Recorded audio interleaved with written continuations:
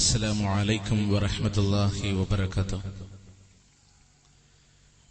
الحمد لله نحمده ونستعينه ونؤمن به ونتوكل عليه ونعوذ بالله من شرور أنفسنا ومن سيئات أعمالنا. من يهده الله فلا مضل له ومن يضلله فلا هادي له. وأشهد أن لا إله إلا الله وحده لا شريك له. وأشهد أن محمدا عبده ورسوله أرسله بالهدى ودين الحق ليظهره على الدين كله ولو كره المشركون. اللهم صل على محمد وعلى آل محمد كما صليت على إبراهيم وعلى آل إبراهيم إنك حميد مجيد. وبارك على محمد وعلى آل محمد كما باركت على إبراهيم وعلى آل إبراهيم إنك حميد مجيد. أما بعد فإن خير الكلام كلام الله وخير السنن سنن محمد صلى الله عليه وسلم وشر الأمور محدثاتها وكل محدثة بدعة وكل بدعة ضلالة وكل ضلالة في النار. إن نريد إلا الإصلاح ما استطعت وما توفيقي إلا بالله عليه توكلت وإليه أنيب. رب اشرح لي صدري ويسر لي أمري واحلل عقدة من لساني يفقهوا قولي. يا أيها الذين آمنوا اتقوا الله حق تقاته ولا تموتن إلا وأنتم مسلمون. أعوذ بالله من الشيطان الرجيم. بسم الله الرحمن الرحيم. الحمد لله رب العالمين الرحمن الرحيم مالك يوم الدين. إياك نعبد وإياك نستعين. اللهم لولا أنت ما اهتدينا ولا تصدقنا ولا صلينا. وأنزلا سكينة علينا والمشركون قد باعوا علينا. ഏറ്റവും ബഹുമാനം നിറഞ്ഞ കാരണവന്മാരെ, സഹോദരങ്ങളെ, അടുത്തു നിന്നും അകലെ നിന്നും എന്റെ ശബ്ദം ശ്രവിക്കുന്ന ഇതര മത ആദർശ സഹോദരങ്ങളെ, മതം ഗുണകാംക്ഷയാണ് എന്ന ബാനറിൽ കേരളക്കരയുടെ കാസർഗോഡ് മുതൽ അല്ല മംഗലാപുരം മുതൽ ഇങ്ങ് തിരുവനന്തപുരത്ത് നാഗർകോവിൽ എനയം വരെയുള്ള പ്രദേശങ്ങളിലുടനീളം കേരളത്തിന് പുറത്തും അറേബ്യൻ നാടുകളിൽ മലയാളികൾ എവിടെയെല്ലാം തിങ്ങിപ്പാർക്കുന്നുണ്ടോ, താമസിക്കുന്നുണ്ടോ, അവിടെയെല്ലാം ഇത്തിഹാദ് ശുബാനുൽ മുജാഹിദീനിന്റെ ഈ സന്ദേശപ്രയാണവും ഈ സന്ദേശവും എത്തിച്ചുകൊണ്ടിരിക്കുകയാണ്. അതിന്റെ പ്രചരണ പരിപാടികളെന്നോണം കേരളത്തിന്റെ പല മുക്കുമൂലകളെയും ഈ പരിപാടികൾ സ്വാധീനിക്കുമ്പോൾ അതിന്റെ ഒരു പ്രചരണമെന്നോണമാണ് ഈ കൊച്ചു പ്രദേശത്തും നാം സമ്മേളിച്ചിരിക്കുന്നത്. മുജാഹിദ് പ്രസ്ഥാനത്തെ സംബന്ധിച്ചിടത്തോളം 1921 കാലഘട്ടത്തിൽ അതിന്റെ പ്രബോധനം ആരംഭിക്കുമ്പോ ഒരു കൈയിൽ മാലമൗലിദുകളുടെ ഏടുകളും മറുകൈയിൽ മദ്ഹബി പക്ഷപാതിത്വങ്ങളുമായി നിൽക്കുന്ന യതീമായൊരു സമൂഹത്തിന്റെ മുമ്പിലാണ് ഈ പ്രസ്ഥാനം അതിന്റെ പ്രബോധനം ആരംഭിക്കുന്നത്.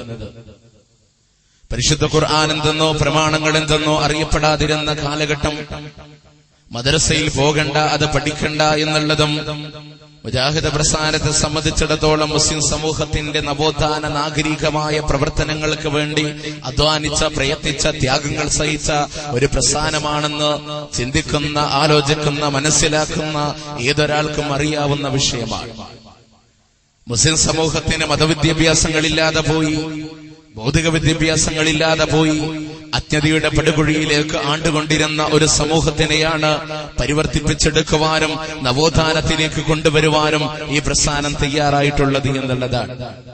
ഈ ഒരു കൊച്ചു കേരളത്തിന്റെ അവസ്ഥകളെക്കുറിച്ചൊന്ന് പരിശോധിച്ചു നോക്കുമ്പോ മതം പഠിക്കേണ്ടതിന്റെ ആവശ്യകതയിൽ നിന്ന് പുറകോട്ട് പോയപ്പോ നിങ്ങൾക്കറിയുമോ, മദ്രസ എന്ന് പറയുന്ന കുട്ടികളുടെ ബാല്യപാഠങ്ങളിലെ ഇസ്ലാമികമായ വിദ്യാഭ്യാസങ്ങളെ അതിനെ കൊണ്ടുവരുവാൻ വേണ്ടി മദ്രസ സംവിധാനങ്ങൾ കൊണ്ടുവന്നപ്പോ അന്ന് കേരളക്കരയെ ഇളക്കിമറിച്ചുകൊണ്ട് കാവ്യവും പാട്ടും കൂത്തുമായിക്കൊണ്ട് കേരളത്തിൽ നടന്ന ആളുകളുണ്ടായിരുന്നു. അന്ന് ജനങ്ങളോട് മദ്രസയെക്കുറിച്ച് പരിഹസിച്ചുകൊണ്ട് പാടിയത് മദ്രസയുടെ അവലിയിലെ മീമാ, ജഹന്നമിന്റെ ആഖിറിലെ മീമാ.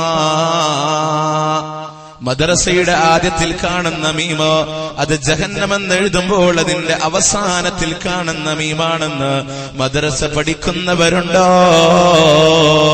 അവര് നരകത്തിലേക്ക് പോകുമെന്ന് പഠിപ്പിച്ചപ്പോ ഇങ്ങനെ കേരളക്കരയിലുടനീളം പറഞ്ഞുകൊണ്ടിരുന്നു. അതുപോലെ തന്നെ പരിശുദ്ധ ഖുർആന് ബോർഡുമ്മ എഴുതുമ്പോ ഖുർആൻ ക്ലാസുകളെ പരിഹസിച്ചതാണ്. ഖുർആൻ ക്ലാസ്സിലാക്കുകയാണെന്ന് പറഞ്ഞ് പരിഹസിക്കുമ്പോ പരിശുദ്ധ ഖുർആനിന്റെ വാക്കുകളെങ്ങാനും അത് ബോർഡിന്റെ മേലെ എഴുതുമ്പോ അതിന്റെ ചോക്കിന്റെ പൊടി താഴെ വീണാൽ അത് ചവിട്ടുന്നത് ഹുർമത്ത് കേടല്ലേ എന്ന് പറഞ്ഞിരുന്ന ആളുകൾ, ഉസ്താദ് നിൽക്കുന്നതും കുട്ടികൾ ഇരിക്കുന്നതും അധബകേടാണെന്ന് പറയുന്നവർ, പരിശുദ്ധ ഖുർആൻ വ്യാഖ്യാനപ്പെടുത്താൻ പാടില്ല എന്ന് പറഞ്ഞിരുന്നവർ, ഖുർആൻ പരിഭാഷപ്പെടുത്തിയാൽ അവൻ കാഫിറും മുർത്തദ്ദുമാണെന്ന് ഫത്വ കൊടുത്ത ആളുകൾ, എത്രത്തോളം ഖുർആനിന്റെ അർത്ഥം പഠിക്കൽ നിർബന്ധമില്ല, ഫാത്തിഹയുടെ അർത്ഥം പോലും പഠിക്കൽ നിർബന്ധമില്ല എന്ന് പോലും പറഞ്ഞ ആളുകൾ ഉണ്ടായിരുന്നു. തഹ്ദീറുൽ ഇഖ്വാൻ മിൻ തർജുമത്തുൽ ഖുർആൻ എന്ന് പറയുന്ന ഗ്രന്ഥത്തിലൂടെ രേഖപ്പെടുത്തിയ മുടന്തൻ വ്യാജന്യായങ്ങളാണ് നിങ്ങളുടെ മുന്നിൽ ഈ പറഞ്ഞത്. ഇങ്ങനെയുള്ള ഒരുപാട് തെറ്റിദ്ധാരണകളിലൂടെ മുസ്ലിം സമൂഹം അബദ്ധത്തിലേക്ക് പോയപ്പോ എന്തിനേറെ ഇംഗ്ലീഷ് ഭാഷ പഠിക്കരുത് എന്ന് പറഞ്ഞപ്പോ നിങ്ങളുടെ ചിന്തിക്കണം, ഇംഗ്ലീഷ് പഠിക്കാൻ പാടില്ല എന്ന് പറഞ്ഞു. അത് സായിപ്പന്മാരുടെ ഭാഷയാണ്, അത് നരകത്തിന്റെ ഭാഷയാണ് എന്ന് പറഞ്ഞപ്പോ അന്ന് കൊച്ചു കേരളത്തിൽ പ്രബോധനവുമായി ഇറങ്ങിത്തിരിച്ച ഇസ്ലാഹി പണ്ഡിതന്മാര് പറഞ്ഞു ജനങ്ങളോട്, അഥവാ ഇനി നരകത്തിലേക്ക് പോകേണ്ടി വന്നാൽ ഒരു തുള്ളി ദാഹജലം ചോദിക്കാനെങ്കിലും ഇംഗ്ലീഷ് ഭാഷയൊന്ന് പഠിച്ചുകൂടെ എന്ന് പറഞ്ഞുകൊണ്ട് അത്രയും സമ്മർദ്ദങ്ങൾക്ക് വിധേയമായിട്ടാണെങ്കിലും ഈ പ്രസ്ഥാനങ്ങളെ ഈ പ്രസ്ഥാനത്തിന്റെ ആദർശങ്ങളെ അഥവാ 1500 സംവത്സരങ്ങൾക്ക് മുമ്പ് ഹബീബായ റസൂലുള്ളാഹി സല്ലല്ലാഹു അലൈഹി വസല്ലമ പഠിപ്പിച്ചു തന്ന ഈ ആദർശങ്ങളെ പ്രബോധനം ചെയ്യുവാനും മുസ്ലിങ്ങളുടെ പുരോഗമനത്തിന് ഉതകുന്ന പ്രവർത്തനങ്ങൾക്കും വേണ്ടി ഇതിന്റെ നായകന്മാർ എഴുന്നേറ്റ് നിന്നപ്പോ നിങ്ങൾക്കറിയുമോ, ഈ പ്രസ്ഥാനത്തിന് എതിരേറ്റത് അത് വാക്കുകളെ കൊണ്ടോ അതല്ലെങ്കിൽ അവരെ പൂമാല അണിയിച്ചുകൊണ്ടോ വേദികളിൽ ആനയിച്ചിരുത്തിക്കൊണ്ടോ അവരെ ആദരിച്ചുകൊണ്ടോ ആയിരുന്നില്ല. കല്ലേറുകളെ കൊണ്ട്, ഏറുപടക്കങ്ങളെ കൊണ്ട് നമുക്ക് ചരിത്രങ്ങളെ പഠിച്ചാലറിയാമല്ലോ. 2 താടി സെയ്ദ് മൗലവിയുടെ കഴുത്തിലേക്ക് 7 പടക്കമിട്ടുകൊണ്ട് പൊട്ടിച്ച് അവസാനം അവസ്ഥകൾ ഉണ്ടായപ്പോ, അദ്ദേഹത്തിന് പരിക്കേൽപ്പിച്ചപ്പോ, ഇതൊക്കെ കൊച്ചു കേരളത്തിന് മറക്കാൻ കഴിയാത്ത അവസ്ഥകളാണെങ്കിൽ എന്നിട്ടും ഈ പ്രസ്ഥാനത്തെ സംബന്ധിച്ചിടത്തോളം അതിന്റെ പ്രബോധന പ്രവർത്തനങ്ങളുമായി മുന്നോട്ട് പോകുന്നത്, അത് ഞങ്ങളെ സംബന്ധിച്ചിടത്തോളം ആരോടെങ്കിലും വാശി തീർക്കുവാനോ, ആരെങ്കിലും ഇകഴ്ത്തി കാണിക്കുവാനോ, ആരെങ്കിലും വേദനിപ്പിക്കുവാനോ അല്ല. എന്റെ ശബ്ദം ശ്രവിക്കുന്ന മുഴുവൻ സഹോദരന്മാരോടും വിനയത്തിന്റെ ഭാഷയിലൂടെ, സ്നേഹത്തിന്റെ ഭാഷയിലൂടെ ഉണർത്തുകയാണ്. ആരോടുമുള്ള വൈരാഗ്യം കൊണ്ടല്ല, മറിച്ചോ 1500 സംവത്സരങ്ങൾക്ക് മുമ്പ് ഹബീബായ റസൂലുള്ളാഹി സ്വല്ലല്ലാഹു അലൈഹി വസല്ലമ ഏൽപ്പിച്ചു തന്ന ഒരു ദൗത്യത്തിന്റെ പൂർത്തീകരണമാണ്. ഇവിടെ ഹാജറുള്ളവർ ഹാജരില്ലാത്തവർക്ക് ഇതിനെ എത്തിച്ചു കൊടുക്കട്ടെ എന്ന്, അതിനെ പൂർത്തീകരിക്കാമെന്ന് ഞങ്ങളെ കൊണ്ട് സാധ്യമല്ല. ഇത് തലമുറകളായി കൈമാറ്റം ചെയ്യപ്പെടേണ്ടതുണ്ട്. അതുകൊണ്ട് എന്റെ സഹോദരന്മാരെ, ഞങ്ങൾക്കൊരു നിബന്ധനയുണ്ട്, ഞങ്ങൾക്കൊരു നിർബന്ധമുണ്ട്.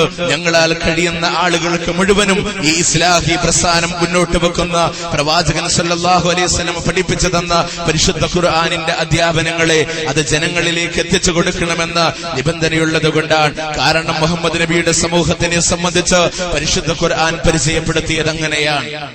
കുന്തും ഖൈറ ഉമ്മ ഉഖ്രിജത് ലിന്നാസ്, നിങ്ങൾ ഉത്തമ സമൂഹമാണ്, ജനങ്ങൾക്ക് വേണ്ടിയിട്ടാണ് നിങ്ങളെ പുറപ്പെടുവിച്ചത്. നിങ്ങൾ നന്മ കൊണ്ട് കൽപ്പിക്കുന്നവരാണ്, തിന്മ കൊണ്ട് വിരോധിക്കുന്നവരാകണമെന്ന്. നന്മ കൊണ്ട് കൽപ്പിക്കുകയും തിന്മ കൊണ്ട് വിരോധിക്കുകയും ചെയ്യുന്ന ഉത്തമ സമൂഹമാണ് മുഹമ്മദ് നബിയുടെ സമൂഹമെന്ന് പരിശുദ്ധ ഖുർആന് സർട്ടിഫിക്കറ്റ് നൽകിയ സമൂഹം. വൽതകും മിൻകും ഉമ്മത്തുൻ യദഊന ഇലൽ ഖൈർ, നന്മയിലേക്ക് ക്ഷണിക്കുന്ന ഒരു വിഭാഗം നിങ്ങളിൽ നിന്ന് ഉണ്ടാകട്ടെ എന്ന് ഖുർആന് പറഞ്ഞപ്പോ, അതേ നന്മയിലേക്ക് ക്ഷണിക്കാൻ, നേരിന്റെ പദത്തിലേക്ക് ക്ഷണിക്കാൻ, നന്മയിലേക്ക് കടന്നു വരണേ എന്ന് ജനങ്ങളോട് പറയാൻ, അതിനപ്പുറത്ത് യാതൊരു ലാഭേച്ഛയുമില്ല. സഹോദരന്മാരെ, പരിശുദ്ധ ഖുർആനിലെ സൂറത്ത് യാസീൻ എന്ന് നിങ്ങൾ മറിച്ചു നോക്കിയിട്ടുണ്ടോ? അള്ളാഹുവിന്റെ ദൂതന്മാരെ ഒരു ഗ്രാമത്തിലേക്ക് അള്ളാഹു അയച്ചതായ സന്ദർഭം അവിടെ വിശദീകരിക്കുമ്പോ, അള്ളാഹുവിന്റെ റസൂൽ സല്ലല്ലാഹു അലൈഹി വസല്ലമയോട് അവിടുന്ന് ജനങ്ങൾക്ക് വേണ്ടി പഠിപ്പിച്ചു കൊടുക്കാൻ, ജനങ്ങൾക്ക് വേണ്ടി ഉദാഹരണങ്ങളെ പറഞ്ഞു കൊടുക്കാൻ അള്ളാഹുവിന്റെ റസൂലിനോട് പറയുമ്പോ, വളിരിബ് ലഹും മസലൻ അസ്ഹാബൽ ഖറിയതി ഇദ് ജാഅൽ മുർസലൂൻ, നബിയെ അവർക്കൊന്ന് ഉദാഹരിച്ചു കൊടുത്താലും, അവർക്കൊന്ന് ഉപമിച്ചു കൊടുത്താലും, നബിയെ അവർക്കൊന്ന് പറഞ്ഞു കൊടുത്താലും, ഇത് അസ്ഹാബൽ ഖറിയ, ഒരു ഗ്രാമവാസികളുടെ സംഭവം. ഇത് ജാഅൽ മുർസലൂൻ, അവരിലേക്ക് ദൈവദൂതന്മാർ വന്നതായ സന്ദർഭം. ആ പ്രവാചകന്മാർ അവരോട് പറഞ്ഞതെന്താ? ഏകനായ ദൈവത്തെ ആരാധിക്കണമെന്ന ആദർശവുമായി പ്രവാചകന്മാർ വന്നതല്ലേ? ആ പ്രവാചകന്മാരെ സംബന്ധിച്ചിടത്തോളം അവര് കളവാക്കുകയാണ്. ഫകദബൂഹുമാ, ആ രണ്ട് പേരെയും അവർ കളവാക്കുകയാ. ഫഅസ്സസ്നാ ബിസാലിസിൻ, മൂന്നാമതൊരു പ്രവാചകനെ കൊണ്ട് അവർക്ക് നാം ശക്തി നൽകിയതായ സന്ദർഭത്തിൽ അവര് കളവാക്കി. രണ്ട് ദൂതന്മാരെയും കളവാക്കി. മൂന്നാമതൊരു ദൂതനെ അയച്ചുകൊണ്ട് അവർക്ക് ശക്തി നൽകിയപ്പോ അവര് പറഞ്ഞു, നിങ്ങൾ ഇത് ഉപേക്ഷിക്കുന്നില്ലേ? ലഇല്ലം തൻതഹി ലനർജുമന്നകും വലയമസ്സന്നകും മിന്നാ അദാബുൻ അലീം. ഈ വാദഗതികൾ നിങ്ങൾ പിന്നോട്ട് വെക്കുന്നില്ലേ? ഇതിൽ നിന്ന് നിങ്ങൾ വിരമിക്കുന്നില്ലേ? ലനർജുമന്നകും, നിങ്ങളെ ഞങ്ങൾ എറിയുക തന്നെ ചെയ്യും. വലയമസ്സന്നകും മിന്നാ അദാബുൻ അലീം, ഞങ്ങളിൽ നിന്ന് വേദനാജനകമായ ശിക്ഷ നിങ്ങളെ സ്പർശിപ്പിക്കുക തന്നെ ചെയ്യുമെന്ന് അവർ ആ പ്രവാചകനോട് പറയുമ്പോ, നിങ്ങളൊരു ദുശ്ശകുനമാണെന്ന് പറയുമ്പോ, എല്ലാ നിലക്കും അവരെ ഇകഴ്ത്തി കാണിക്കുമ്പോ, സൂറത്ത് യാസീന് തുടർന്നുകൊണ്ട് പറയുകയാ, ഫജാഅ മിൻ അഖ്സൽ മദീനതി റജുലുൻ യസ്ആ ഖാല യാ ഖൗമി ഇത്തബിഉൽ മുർസലീൻ. ആ മദീനയുടെ, ആ പട്ടണത്തിന്റെ അങ്ങേ അറ്റത്ത് നിന്നൊരു മനുഷ്യനോടി വന്നുകൊണ്ട് പറയുന്നു, വേഗത്തിൽ വന്നുകൊണ്ട് പറയുകയാ, ഈ ദൈവദൂതന്മാരെ നിങ്ങൾ പിൻപറ്റണേ. ഇത്തബിഉ മൻ ലാ യസ്അലുകും അജ്റാ, നിങ്ങളിൽ നിന്ന് യാതൊരു പ്രതിഫലവും തന്നെ ആവശ്യപ്പെടാത്ത, യാതൊരുവിധ പ്രതിഫലവും നിങ്ങളിൽ നിന്ന് ആവശ്യപ്പെടാത്ത ഈ ദൈവദൂതന്മാരെ നിങ്ങൾ പിൻപറ്റണേ എന്ന് ആ മനുഷ്യൻ, മദീനയുടെ അങ്ങേ അറ്റത്ത് നിന്ന് വന്നതായ മനുഷ്യൻ അവരോട് പറയുമ്പോ, എന്റെ സഹോദരന്മാരെ, മുജാഹിദ് പ്രസ്ഥാനവും അമ്പിയാക്കളുടെ പാതയിലാണ് പറയുന്നത്. ഒരു ലാഭേച്ഛയും നിങ്ങളിൽ നിന്ന് ആഗ്രഹിക്കുന്നില്ല, ഒരു പണപ്പിരിവോ നിങ്ങളിൽ നിന്ന് ആഗ്രഹിക്കുന്നില്ല. നിങ്ങളെ പ്രസ്ഥാനത്തിലേക്ക് കൊണ്ടുവന്ന് പാവപ്പെട്ടവന്റെ ആശയങ്ങളെ കീശയിലിട്ട് ചൂഷണം ചെയ്യുക എന്ന പൗരോഹിത്യത്തിന്റെ പ്രമേയങ്ങൾ ഒരിക്കലും മുജാഹിദ് പ്രസ്ഥാനവും കൊണ്ട് നടക്കുന്നില്ല. മറിച്ചോ നാളെ മലിക്കുൽ ജബ്ബാറായ തമ്പുരാന്റെ മുമ്പിൽ ഹാജരാക്കപ്പെടുമ്പോ ആ നാഥന്റെ കയ്യിൽ നിന്നുള്ള, ആ നാഥന്റെ പക്കൽ നിന്നുള്ള പ്രതിഫലമല്ലാതെ ഇല്ല ഒന്നും നിങ്ങളിൽ നിന്ന് ആഗ്രഹിക്കുന്നില്ല സമൂഹമേ. അതുകൊണ്ടൊരു പ്രബോധനം, അതുകൊണ്ട് എന്റെ ശബ്ദം ശ്രവിക്കുന്ന സഹോദരന്മാരോട്, എന്റെ ശബ്ദം ശ്രവിക്കുന്ന മുഴുവൻ സഹോദരന്മാരോടും, പരിശുദ്ധ ഖുർആൻ സന്തോഷ വാർത്ത അറിയിച്ച അടിമകൾ, നാളെ പരലോകത്ത് മോക്ഷം ലഭിക്കുന്ന, വിജയം ലഭിക്കുന്ന, മാർഗദർശനം ലഭിക്കുന്ന, ഹിദായത്ത് ലഭിക്കുന്ന ആളുകളെ സംബന്ധിച്ച് പരിശുദ്ധ ഖുർആൻ പറഞ്ഞപ്പോ അവരാരാ? അല്ലദീന യസ്തമിഊനൽ ഖൗല വയത്തബിഊന അഹ്സനഹു ഉലൈക ഹദാഹുമുല്ലാഹ് വഉലൈക ഹുമുൽ അൽബാബ്. വാക്കുകളെ ശ്രദ്ധിച്ച് കേൾക്കുന്ന, നല്ലതിനെ മാത്രം പിൻപറ്റുകയും ചെയ്യുന്ന ആളുകൾ, അവർക്കാണ് അല്ലാഹു തആല മാർഗദർശനം നൽകിയിരിക്കുന്നത്. അവരാണ് ബുദ്ധിയുള്ള ആളുകൾ എന്ന് പറയുമ്പോ എന്റെ സഹോദരന്മാരോട് വിനയത്തോടുകൂടെ സൂചിപ്പിക്കാനുള്ളതാ, പറയുന്ന കാര്യങ്ങളെ ശ്രദ്ധയോടുകൂടെ വീക്ഷിക്കണേ എന്നുള്ള പരിശുദ്ധ ഖുർആനിലൂടെ പ്രവാചകനോട് അല്ലാഹു തആല ഓതിക്കൊടുക്കുന്ന, ജിബ്രീൽ അലൈഹിസ്സലാം ഓതിക്കൊടുക്കുന്ന അല്ലാഹുവിന്റെ വഹീനെ ശ്രദ്ധിച്ച് കേൾക്കാനായി പറയുമ്പോ മൂസാ നബി അലൈഹിസ്സലാത്തു വസ്സലാമിനോട് ഫസ്തമിഉ ലിമാ യൂഹാ, നിനക്ക് ബോധനം നൽകാം, അതിനെ ശ്രദ്ധിച്ചു കേൾക്കണേ മൂസ എന്ന് അല്ലാഹു തആല പറയുമ്പോ പ്രവാചകന്റെ അനുചരന്മാര് പറഞ്ഞില്ലേ, അല്ലാഹുവിന്റെ റസൂലിന്റെ ഷോൾഡറിലെങ്ങാനും പക്ഷികൾ വന്നിരിക്കുമ്പോ അത് പറന്നു പോകുന്നത് പോലും ഞങ്ങൾ ശ്രദ്ധിക്കാറുണ്ടായിരുന്നു. അഥവാ അത്രയും ശ്രദ്ധയോടുകൂടെ വീക്ഷിക്കണമെന്നല്ലേ പഠിപ്പിച്ചത്. അതുകൊണ്ട് എന്റെ സഹോദരന്മാരെ, വാശികളെ വേണ്ട, വൈരാഗ്യങ്ങളെ വേണ്ട, മുൻധാരണകളെ മാറ്റിവെച്ചുകൊണ്ട് പറയുന്ന വിഷയങ്ങളെ ഒന്ന് ആലോചിക്കാൻ. ഖുർആനോ ഹദീസാണോ പറയുന്നത്? തെളിവുകളുണ്ടോ? തെളിവുകളുടെ പിൻബലമുണ്ടോ? ഞാൻ പറയുന്ന കാര്യങ്ങൾ മുഴുവനും അണ്ണാക്ക് തൊടാതെ വിഴുങ്ങണമെന്ന വാദം ഞാൻ പറയില്ല. ഞാനെന്നല്ല, മുജാഹിദ് പ്രസ്ഥാനത്തിന്റെ ഒരു പ്രഭാഷകരും നിങ്ങളോട് പറയാറില്ല. മറിച്ച് എന്തേ പറയുകയുള്ളൂ? ഞങ്ങൾ പറയുന്ന കാര്യങ്ങൾ അവകൾക്ക് തെളിവുകളുടെ പിൻബലമുണ്ടോ? അള്ളാഹുവിന്റെ ആയത്തിന്റെ, പരിശുദ്ധ ഖുർആനിന്റെ ആയത്തുകളുടെ, പ്രവാചകൻ സല്ലല്ലാഹു അലൈഹി വസല്ലമയുടെ തിരുമൊഴികളുടെ പിൻബലം നിങ്ങൾക്കതിലുണ്ടോ? എങ്കിൽ നിങ്ങൾ അതിനെ പിൻപറ്റണം. അത്രയുമാണ്. അതുകൊണ്ട് എന്റെ സഹോദരന്മാരോട് വാശിയോ വൈരാഗ്യങ്ങളോ വെച്ചുകൊണ്ടല്ല. നിങ്ങൾക്കറിയുമോ, കല്ലൂര് മുസ്ലിയാരെ അദ്ദേഹം മുജാഹിദ് പ്രസ്ഥാനത്തിന്റെ പ്രവർത്തകരോടായി നൽകിയ ഒരു ഉപദേശത്തിൽ അദ്ദേഹം പറഞ്ഞു, വാശിയും വൈരാഗ്യവും വെടിഞ്ഞുകൊണ്ട് കേൾക്കാൻ, എങ്കിലല്ലേ ഹിദായത്ത് ലഭിക്കുന്നതിനെ കുറിച്ച് അദ്ദേഹം വിശദീകരിച്ച ഭാഗം ഞങ്ങൾ പറയുന്നതായിട്ടല്ല. കല്ലൂര് മുസ്ലിയാർ തന്നെ വളരെ കൃത്യമായി കൊണ്ട് മുജാഹിദുകളോടായി പറയുന്ന ഭാഗം അത് തിരിച്ചും ഉൾക്കൊള്ളാമല്ലോ. അതുകൊണ്ട് എന്റെ സഹോദരന്മാർ, ആ കല്ലൂര് മുസ്ലിയാരെ ബഹുമാനിക്കുന്നവരുണ്ടെങ്കിൽ, അദ്ദേഹത്തിന്റെ വാക്കുകളോട് ചെവികോർക്കുന്നവരുണ്ടെങ്കിൽ, അദ്ദേഹത്തിന്റെ വാക്കുകളെ ഒന്ന് അനുസരിക്കാൻ തയ്യാറുണ്ടെങ്കിൽ, അദ്ദേഹം പറയുന്ന വാക്കുകൾ അദ്ദേഹത്തിന്റെ നാവിലൂടെ തന്നെ നിങ്ങൾ കേൾക്കൂ. അതുകൊണ്ട് സുന്നികളോട് എന്നതിൽ ഉപരി മുജാഹിദ് സുഹൃത്തുക്കളും ശരിക്ക് നിഷ്പക്ഷമായി കാര്യങ്ങൾ ചിന്തിക്കണമെന്ന് സവിനയം അപേക്ഷിക്കുകയാണ്. ശരിയായി വസ്തുതകൾ ശരിക്കും മനസ്സിലാക്കണം. മറുക്കടമുഷ്ടി, വാശി എന്ന് പറഞ്ഞാൽ അതൊരു രോഗം. ആ രോഗത്തിന് ചികിത്സയില്ല. കുഞ്ഞായി മൊഴിയർ പറഞ്ഞ പോലെ ചിത്താന്തത്തിനും ചേനത്തലക്കും മരുന്നില്ല. ഈ വാശി, അതുപോലെ ആ തരത്തിലുള്ള ഒരു മത്സരം, അതെനിക്ക് യാതൊരു ചികിത്സയില്ല. ഇന്നത്തെ ഇല്ലൽ ഹിദായത്തു മിൻ മൗലാഹു യുഹ്ദീഹാ. മറുക്കടമുഷ്ടി വാശി എന്ന് പറയുന്നത് അത് കേവലം ഒരു രോഗമാണ്. ലാ ദവാ അലഹു, അതെനിക്ക് മരുന്നില്ല. ഇല്ലൽ ഹിദായത്തു മിൻ മൗലാഹു യുഹ്ദീഹാ. രാജസയ്യിദായ റബ്ബുൽ ഇസ്സത്ത് നൽകുന്ന ശിഫയല്ലാതെ, അള്ളാഹു ഹിദായത്താക്കലല്ലാതെ അതിന് മാർഗമില്ല എന്നാണ് മഹാന്മാർ പറയുന്നത്. അപ്പൊ ഹിദായത്തിന്റെ അഹലുകാരിൽ നാം എല്ലാവരെയും അള്ളാഹു ഉൾപ്പെടുത്തുമാറാവട്ടെ. ഇത് തന്നെയാണ് മുജാഹിദ് പ്രസ്ഥാനവും നിങ്ങളോട് പറയുന്നത്.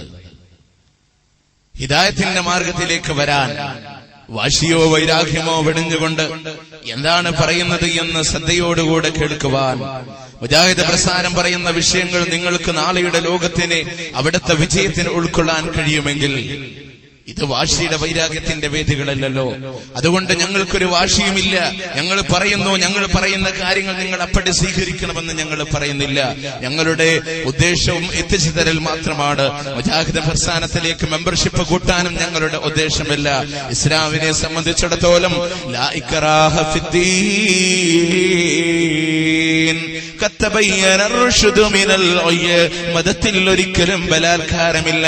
സത്യവും അസത്യവും ഇതാ നിങ്ങൾക്ക് മുമ്പിൽ വ്യക്തമായിരിക്കുകയാണ്. ഇഷ്ടമുണ്ടെങ്കിൽ സ്വീകരിക്കാം, അല്ലേ നിങ്ങൾക്ക് തള്ളിക്കളയാം.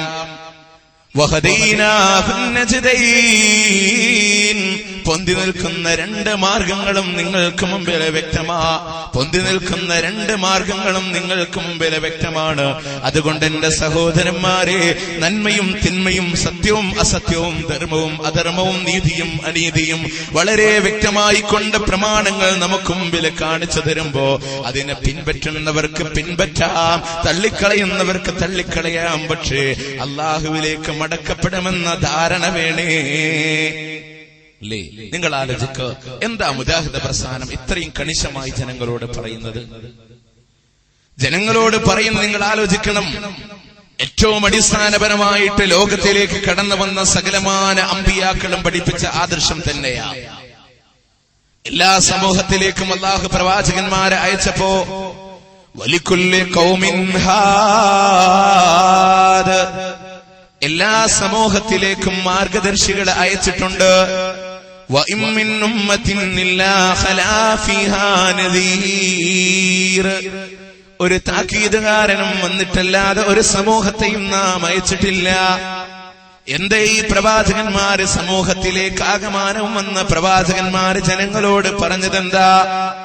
നിങ്ങൾ ആലോചിക്ക് സഹോദരന്മാരെ, അല്ലാഹുവിന്റെ റസൂൽ സല്ലല്ലാഹു അലൈഹി വസല്ലമ അവിടുന്ന് പറഞ്ഞില്ലേ, അഫ്ളു മാ ഖുൽതു അന വന്നബിയൂന മിൻ ഖബ്ലി ഖൗലു ലാ ഇലാഹ ഇല്ലല്ലാഹ്. അഫ്ളു മാ ഖുൽതു, ഞാൻ പറഞ്ഞതിൽ വെച്ച് ഏറ്റവും ശ്രേഷ്ഠമായത് അന വന്നബിയൂന മിൻ ഖബ്ലി, ഞാനും എന്റെ മുമ്പ് കടന്നു വന്ന പ്രവാചകന്മാരും പറഞ്ഞതിൽ വെച്ച് ഏറ്റവും ശ്രേഷ്ഠമായ വാചകം ഏതാണെന്നറിയുമോ?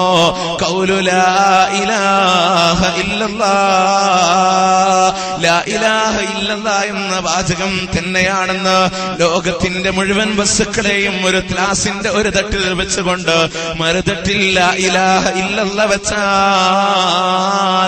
ആ ലാ ഇലാഹ ഇല്ലല്ലാഹ് കനം കൂടുമെന്ന് ഇസ്ലാം പഠിപ്പിക്കുമ്പോ ഈമാനിന് 70-ൽ പരം ശാഖകളുണ്ടെങ്കിൽ الإيمان بضع وسبعون شعبا أفضلها قول لا إله إلا الله. ഈമാനിന് 70-ൽ പരം ശാഖകളുണ്ടോ, അതിൽ ഏറ്റവും ശ്രേഷ്ഠമായത് ലാ ഇലാഹ ഇല്ലല്ലാഹ് തന്നെയാണെന്ന് പഠിപ്പിക്കുമ്പോ എന്റെ സഹോദരന്മാരെ, ഖുർആൻ തന്നെ പറഞ്ഞില്ലേ, ഫഅലം അന്നഹു ലാ ഇലാഹ ഇല്ലല്ലാഹ്, അല്ലാഹു അല്ലാതെ യാതൊരു ആരാധനമില്ല എന്ന് വസ്തുനിഷ്ഠമായി അറിയണേ, വസ്തുനിഷ്ഠമായി മനസ്സിലാക്കണേ എന്ന് പരിശുദ്ധ ഖുർആൻ പഠിപ്പിച്ചു തരുമ്പോ എന്താണ് ലാ ഇലാഹ ഇല്ലല്ലാഹ്? ലാ ഇലാഹ ഇല്ലല്ലാഹയെ കുറിച്ച് വ്യക്തമായി പഠിക്കണ്ടേ. ആ ലാ ഇലാഹ ഇല്ലല്ലാഹ് എന്താണെന്നറിയണോ? അതിന്റെ വിപരീതമായ ശിർക്കും നമ്മൾ പഠിക്കേണ്ടതുണ്ട്. എന്നിട്ട് ബഹുദൈവാരാധനയെ ഒഴിവാക്കേണ്ടതുണ്ട്, തൗഹീദിനെ സ്വീകരിക്കേണ്ടതുണ്ട്. കാരണം എന്ത്? ഉമർ റളിയല്ലാഹു അൻഹു പറഞ്ഞ പോലെ, ഉമർ റളിയല്ലാഹു അൻഹു പറയുകയാണ്, ഇസ്ലാമിന്റെ കയറുകൾ ഓരോന്നോരോന്നായി അഴിഞ്ഞു പോകും. എപ്പോഴാണ്? ഇദാ നശഅ ഫിൽ ഇസ്ലാമി മൻ ലം യഅരിഫിൽ ജാഹിലിയ. ജാഹിലിയത്ത് എന്താണെന്നറിയാത്തവൻ ഇസ്ലാമിൽ വളർന്നു വരുമ്പോ ഇസ്ലാമിന്റെ കയറുകൾ ഓരോന്നോരോന്നായി അഴിഞ്ഞു പോകുമെന്ന് പഠിപ്പിക്കുമ്പോ ജാഹിലിയത്ത് എന്താണെന്നറിയണം, ഇസ്ലാം എന്താണെന്ന് അറിയണം, തൗഹീദ് എന്താണെന്നറിയണം, ശിർക്ക് എന്താണെന്നറിയണം. അതറിയാത്തതിന്റെ അപകടമാണ് സമൂഹമേ ഇന്ന് സമൂഹത്തിനെ നാശത്തിലേക്ക് കൊണ്ടുപോയത്. ഒരുപക്ഷെ നിങ്ങൾ ആലോചിച്ചേക്കാം, ഇദ്ദേഹം എന്തേ പ്രസംഗം തുടങ്ങുമ്പോ സൂറത്ത് ഫാത്തിഹയുടെ ആദ്യത്തെ വചനങ്ങളെ കൊണ്ട് തുടങ്ങിയത് എന്ന്. ആ ആയത്തുകൾക്ക് പ്രത്യേകതയുണ്ട് സഹോദരന്മാരെ. ഒരു ദിവസത്തിൽ ചുരുങ്ങിയത് 17 തവണ ഒരു മുസ്ലിം ഈ പ്രതിജ്ഞയെടുക്കുമ്പോ, ഒരു മുസ്ലിം ഈ വചനങ്ങളെ പാരായണം ചെയ്യുമ്പോ ആ ആമുഖമായി സൂറത്ത് ഫാത്തിഹയുടെ ആയത്തുകളിൽ വിശദീകരിക്കുന്നത് എന്താ? അള്ളാഹുവിന്റെ തൗഹീദിനെ കുറിച്ചാ. അള്ളാഹുവിന്റെ തൗഹീദിനെ കുറിച്ചാണ്, ഏകത്വത്തിനെ സംബന്ധിച്ചാണ്. നിങ്ങൾ ആലോചിച്ചോ, 3 തരം തൗഹീദുകളും കൃത്യമായി ഖുർആൻ പറയുന്നുണ്ട്. തൗഹീദുർ റുബൂബിയ്യ, തൗഹീദുൽ ഉലൂഹിയ്യ, തൗഹീദുൽ അസ്മാ രക്ഷാകർത്തൃത്വത്തിലുള്ള ഏകത്വത്തിനെ സംബന്ധിച്ച്, നാമവിശേഷണങ്ങളിലെ ഏകത്വത്തിനെ സംബന്ധിച്ച്, ആരാധനയിലുള്ള ഏകത്വത്തിനെ സംബന്ധിച്ച് ഇതൊക്കെ പരിശുദ്ധ ഖുർആന് വളരെ കൃത്യമായി പറയുന്നുണ്ട്. അതുകൊണ്ട് എന്റെ സഹോദരന്മാരെ, രക്ഷാകർത്തൃത്വങ്ങളിൽ അല്ലാഹുവിനെ ഏകനാക്കിക്കോ. ആരാധനകളുടെ വിഷയങ്ങളിൽ പരിപൂർണമായും അല്ലാഹുവിനെ ഏകനാക്കിക്കോ. അവനെ മാത്രം പ്രത്യേകമാകുന്ന നാമവിശേഷണങ്ങളിൽ അതിലും അവനെ ഏകനാക്കിക്കോ. അൽഹംദുലില്ലാഹി റബ്ബിൽ ആലമീൻ. സർവരോഗങ്ങളുടെയും രക്ഷിതാവായ അല്ലാഹുവിനാകുന്ന സർവസ്തുതികളുമെന്ന് രക്ഷിതാവ് അല്ലാഹുവാണെന്ന് പ്രഖ്യാപിക്കുമ്പോ രണ്ടാമത്തെ തൗഹീദ് അടുത്ത ഇനം വിശദീകരിക്കുന്നു. അർ-റഹ്മാനിർ റഹീം, പരമകാരുണികനും കരുണാനിധിയുമായവന. മാലിക് യൗമിദ്ദീൻ, പ്രതിഫല ദിവസത്തിന്റെ ഉടമസ്ഥനായ തമ്പുരാന. അത് അല്ലാഹു മാത്രമുള്ള അധികാരമാ, അത് അല്ലാഹു മാത്രമുള്ള വിശേഷണമാണ്. അങ്ങനെയുള്ള നാമവിശേഷണങ്ങളിലും അവനെ ഏകനാക്കിക്കോ. മൂന്നാമതായി തൗഹീദുൽ ഉലൂഹിയ്യ, വളരെ കൃത്യമായി അല്ലാഹു പ്രഖ്യാപിക്കുമ്പോ എന്റെ സഹോദരന്മാരെ, നെഞ്ചത്ത് കൈവച്ചുകൊണ്ട് അല്ലാഹുവിന്റെ മുന്നിൽ എടുക്കുന്ന പ്രതിജ്ഞയല്ലേ ഇയ്യാക നഅ്ബുദു വ ഇയ്യാക നസ്തഈൻ. ഇയ്യാക നഅ്ബുദു, നിന്നെ മാത്രം ഞങ്ങൾ ആരാധിക്കുന്നു. വ ഇയ്യാക നസ്തഈൻ, നിന്നോട് മാത്രം ഞങ്ങൾ സഹായം തേടുകയും ചെയ്യുന്നു റബ്ബേ. എന്റെ സഹോദരന്മാരെ, രക്ഷിതാക്കള്, ഈ ആയത്തിനെ കൃത്യമായി അനുസരിച്ചുകൊണ്ട് ഈ 3 രീതിയിലൂടെയുള്ള തൗഹീദും മുറുകെ പിടിച്ചുകൊണ്ട് ജീവിച്ചോ. ഇത് പറയാനാണ് റസൂലുള്ളാഹി സ്വല്ലല്ലാഹു അലൈഹി വസല്ലമ വന്നിട്ടുള്ളത്. സകലമാന അമ്പിയാക്കളും ഈ പ്രമേയമാണ് ലോകത്തോട് പറഞ്ഞിട്ടുള്ളത്. അതിന് കളങ്കം വരുത്തുന്നതൊന്നും നമ്മൾ ചെയ്യാൻ പാടില്ല. പരിശുദ്ധ ഖുർആനില് 2-ാം അധ്യായം സൂറത്ത് ബഖറ 21-22 ആയത്തുകളിലൂടെ ആരെ ആരാധിക്കണമെന്ന് കൃത്യമായി പറഞ്ഞില്ലേ? യാ അയ്യുഹന്നാസ്, അല്ലയോ മനുഷ്യരെ, മാനവകുലമേ, ഉഅ്ബുദൂ റബ്ബക്കുമുല്ലദീ ഖലഖക്കും, നിങ്ങളെ സൃഷ്ടിച്ചവനായ രക്ഷിതാവ് ആരുണ്ടോ ആ നാഥനെയാണ് നിങ്ങൾ ആരാധിക്കേണ്ടതെന്ന് മുസൽമാനോടും ഹൈന്ദവനോടും ക്രൈസ്തവനോടും സിഖുകാരനോടും ജൈനനോടും ബുദ്ധനോടും മതമുള്ളവനോടും മതമില്ലാത്തവനോടും മുഴുവൻ ആളുകളോടും, അല്ലയോ ജനങ്ങളെ, ആരാണോ നിങ്ങളെ പടച്ചത് ആ ദൈവത്തെ ആരാധിക്കണേ. വല്ലദീന മിൻ ഖബലിക്കും, നിങ്ങളുടെ പൂർവികരെ കാക്കക്കാനന്മാരെ പടച്ചു വെച്ചവനാരുണ്ടോ ആ ദൈവത്തെയാണ് നിങ്ങൾ ആരാധിക്കേണ്ടത്. ആരാധനകൾ കൊടുക്കേണ്ടി വരുന്ന ശക്തിയുടെ കഴിവുകൾ അല്ലാഹു തുടർന്നുകൊണ്ട് പറയുകയാണ്. അല്ലദീ ജഅല ലക്കുമുൽ അർള ഫിറാശാ വസ്സമാഅ ബിനാഅ وأنزل من السماء ماء فأخرج به من الثمرات رزقا لكم. അല്ലദീ ജഅല ലക്കുമുൽ അർള ഫിറാശ, ഈ ഒരു ഭൂമിയെ വിരിപ്പായിക്കൊണ്ട് സംവിധാനിച്ചു തന്നവനാരോ? ഗോളാകൃതി എന്ന് പറയുന്ന, ഓവൽ ഷേപ്പ് എന്ന് പറയുന്ന ഭൂമിയെ അതിന്റെ സൈഡ് വശങ്ങളിലായി മനുഷ്യൻ ജീവിക്കുമ്പോ അതിൽ നിന്ന് ഒരിക്കലും അവൻ ഉതിർന്നു വീഴാതെ ഒരു ഭൂഗുരുത്വാകർഷണ ബലത്തിന്റെ അടിസ്ഥാനത്തിൽ ആ ഭൂമിയോട് മനുഷ്യൻ അള്ളിപ്പിടിച്ചുകൊണ്ട് ജീവിക്കുമ്പോ ആരാ ഭൂമിയെ സംവിധാനിച്ചു തന്നവൻ? അത് മുഹിയുദ്ദീൻ ശൈഖാണോ? എങ്കിൽ അദ്ദേഹത്തെ ആരാധിക്കാമായിരുന്നു. പക്ഷേ അദ്ദേഹമല്ല. മുഹമ്മദ് നബിയാണോ? എങ്കിൽ അദ്ദേഹത്തെ ആരാധിക്കാമായിരുന്നു. പക്ഷേ മുഹമ്മദ് നബിയുമല്ല. ഏതെങ്കിലും ബാവമാരോ ബീവിമാരോ ഉമ്മമാരോ അമ്മമാരോ അല്ലായിരിക്കെ അവരെ ആരെയും ആരാധിക്കണ്ട, അള്ളാഹുവിനെ ആരാധിച്ചോ. ഇതൊക്കെ നൽകിയത് ഏകനായ റബ്ബായിരിക്കെ. ഉപരിഭാഗത്തെ മേൽക്കൂരയായിക്കൊണ്ട് സംവിധാനിച്ചവനാരോ? മനുഷ്യൻ ജീവിക്കുന്നതിന്റെ 20-25 കിലോമീറ്ററുകൾക്ക് മുകളിലായി ഓസോൺ ലെയറുകൾ എന്ന് പറയുന്ന, ഓസോൺ പാളി എന്ന് പറയുന്ന ഒരു മേൽക്കൂരയുടെ സുരക്ഷിതമായ കവചം തീർത്തുകൊണ്ട് അതിന്റെ മുകളിൽ നിന്ന് വരുന്ന മാനവരാശിക്ക് നാശമുണ്ടാകുന്ന സൂര്യന്റെ വിഷാംശങ്ങൾ അടങ്ങുന്ന അൾട്രാ വയലറ്റ് രശ്മികളെ പോലും തടഞ്ഞു വെച്ച് മനുഷ്യന് സംരക്ഷണം നൽകുന്ന ഈ ഓസോൺ ലെയറുകളെ അഥവാ അതിനൊരു മേൽക്കൂരയായിക്കൊണ്ട് സംവിധാനിച്ചവൻ, ഒരു തൂണുമില്ലാത്ത ആകാശങ്ങളെ ഉയർത്തിയവൻ. ഖുർആനിന്റെ 31-ാം അധ്യായത്തിന്റെ 10-ാമത്തെ ആയത്തിൽ ഖലഖസ് സമാവാതി ബിഗൈരി അമദിൻ തറൗനഹാ, നിങ്ങൾക്ക് കാണാൻ കഴിയുന്ന പോലെ യാതൊരു തൂണും കൂടാതെയാണ് ഉപരിഭാഗത്തെ ഉയർത്തിവെച്ചത് എന്ന് പറയുമ്പോ ഒരുപാട് അത്ഭുതങ്ങൾ നിറഞ്ഞ അനന്തകോടി നക്ഷത്രാദികൾ മിന്നിത്തിളങ്ങുന്ന ആകാശത്തിലൂടെ അതിൻ്റെതായ ഭ്രമണപഥങ്ങളിലൂടെ നീന്തിത്തുടിച്ചുകൊണ്ടിരിക്കുമ്പോ വകുല്ലും ഫീ ഫലകി യസ്ബഹൂൻ, അതിൻ്റെതായ ഭ്രമണപഥങ്ങളിലൂടെ നീന്തിത്തുടിച്ചുകൊണ്ടിരിക്കുമ്പോ നിങ്ങൾ ആലോചിക്ക് സഹോദരന്മാരെ, ഉമ്മമാര് മക്കൾക്ക് വേണ്ടി ഭക്ഷണം കൊടുക്കുമ്പോഴും സിട്ടാവിന്റെ സൃഷ്ടിവൈഭവങ്ങൾ അടങ്ങുന്ന ആകാശത്തേക്ക് വിരൽ ചൂണ്ടിക്കൊണ്ട് മോനെ നീ കണ്ടോ എന്ന് ചോദിക്കുമ്പോ ആരാ ഇതിനെ സംവിധാനിച്ചു വെച്ചവൻ? ആരാ ഇതിനെ ക്രമീകരിച്ചു വെച്ചവൻ? ആ നാഥനെയാണ് നിങ്ങൾ ആരാധിക്കേണ്ടതെന്ന് പറയുമ്പോ അതാരോ മറ്റുള്ള സൃഷ്ടികളാണോ? അല്ല. ആണോ? അല്ല. ഖുർആനിന്റെ ഒരു പ്രത്യേകതയില്ലേ? ലാ തസ്ജുദൂ ലിശംസി വലാ ലിൽഖമർ, സൂര്യനോ ചന്ദ്രനോ നിങ്ങൾ സുജൂദ് ചെയ്യാൻ പാടില്ല, സൃഷ്ടികൾക്ക് സുജൂദ് ചെയ്യാൻ പാടില്ല. ശേഷം അല്ലാഹു തആല പറയുന്ന വാചകമുണ്ടല്ലോ, കൃത്യമായി തൗഹീദിനെ പഠിക്കാൻ കഴിയുന്ന വസ്ജുദൂ ലില്ലാഹില്ലദീ ഖലഖഹുന്ന, ഇവകളെയെല്ലാം പടച്ചു വെച്ചവനാരോ, ഇതെല്ലാം സൃഷ്ടിച്ചവനാരോ? ആ ദൈവത്തിനാണ് നിങ്ങൾ സാഷ്ടാംഗം നമിക്കേണ്ടത്, ആ ദൈവത്തിനാണ് നിങ്ങൾ സുജൂദ് ചെയ്യേണ്ടത്. ഖുർആൻ പറയുന്നു ഉപരിഭാഗങ്ങളെ സംവിധാനിച്ചു വെച്ചവൻ. വഅൻസല മിനസ്സമാഇ മാആ, ഉപരിഭാഗത്ത് നിന്ന് വെള്ളം ഇറക്കി തരുന്നവനാരോ? ഫഅഖറജ ബിഹി മിനസ്സമറാത്തി റിസ്ഖൻ ലക്കും, അതിൽ നിന്നുള്ള കായ്ക്കനികളെ ഭക്ഷണ പദാർത്ഥങ്ങളെ നിങ്ങൾക്ക് ഉൽപ്പാദിപ്പിച്ചു തന്നവനാരോ? അള്ളാഹുവിന്റെ അപാരമായ അനുഗ്രഹമാകുന്ന മഴ, അത് ഉപരിഭാഗത്ത് നിന്ന് അള്ളാഹു നൽകിയിട്ട് മഴ പെയ്യിപ്പിക്കുന്നത് ആരാണ് എന്നുള്ളിടത്ത് ചെറിയ തർക്കങ്ങളൊക്കെ ഉണ്ട്. ഇൻഷാ അല്ലാഹ് നമ്മളത് വിശദീകരിക്കും. അല്ലേ? ആ മഴ വന്ന ഭൂമിയിൽ നിന്ന് സസ്യലതാദികൾ മുളക്കുമ്പോ ആരാ നിങ്ങൾക്ക് തരുന്നത്? ആ ദൈവത്തെ ആരാധിച്ചോ? ലേ, എത്ര ലളിത സുന്ദരമായ ആദർശം.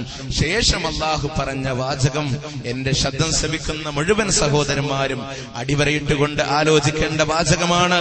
അള്ളാഹു തആല പറയുന്നു, ഫലാ തജഅലൂ ലില്ലാഹി അൻദാദാ, അള്ളാഹുവിനെ സമന്മാരെ വെച്ച് പോകരുതേ എന്ന് പറയുമ്പോ, ഇങ്ങനെയൊക്കെ ഇസ്ലാം തൗഹീദിനെ കുറിച്ച് പഠിപ്പിക്കുമ്പോ അള്ളാഹുവിനെ സംബന്ധിച്ച് പലവിധ ഉദാഹരണങ്ങളും ഇന്ന് ജനങ്ങളോട് പറഞ്ഞിരിക്കയാ. അല്ലെ, ആരാധനകൾ അള്ളാഹു അല്ലാത്തവരോട് അരുത് എന്ന് പറയുമ്പോ ഈ തൗഹീദിന് വൈരുദ്ധ്യമായിട്ട് ലോകത്തിൽ പല ആളുകളും പ്രവർത്തിച്ചിട്ടുണ്ട്. വിശിഷ്യ പ്രവാചകന്മാരുടെ കാലം കഴിഞ്ഞപ്പോൾ ആ പ്രവാചകന്മാരുടെ ജനത തന്നെ അവരുടെ കാലശേഷം അവരോട് ആരാധിക്കുന്ന, അവരോട് തേടുന്ന, അവരോട് പ്രാർത്ഥിക്കുന്ന അവസ്ഥകൾ ഉണ്ടായിട്ടുണ്ട് സമൂഹത്തിൽ. നിങ്ങൾ ആലോചിക്കണം, അള്ളാഹുവിനെ സംബന്ധിച്ച് പലവിധ രൂപങ്ങൾ ഉണ്ടാക്കി. ഈസാ നബി അലൈഹിസ്സലാത്തു വസ്സലാമിന്റെ ജനതയെ സംബന്ധിച്ചിടത്തോളം ദൈവത്തിന് മൂന്നായി തന്നെ ഭാഗിച്ചു കൊടുത്തു എന്നുള്ളതാണ്.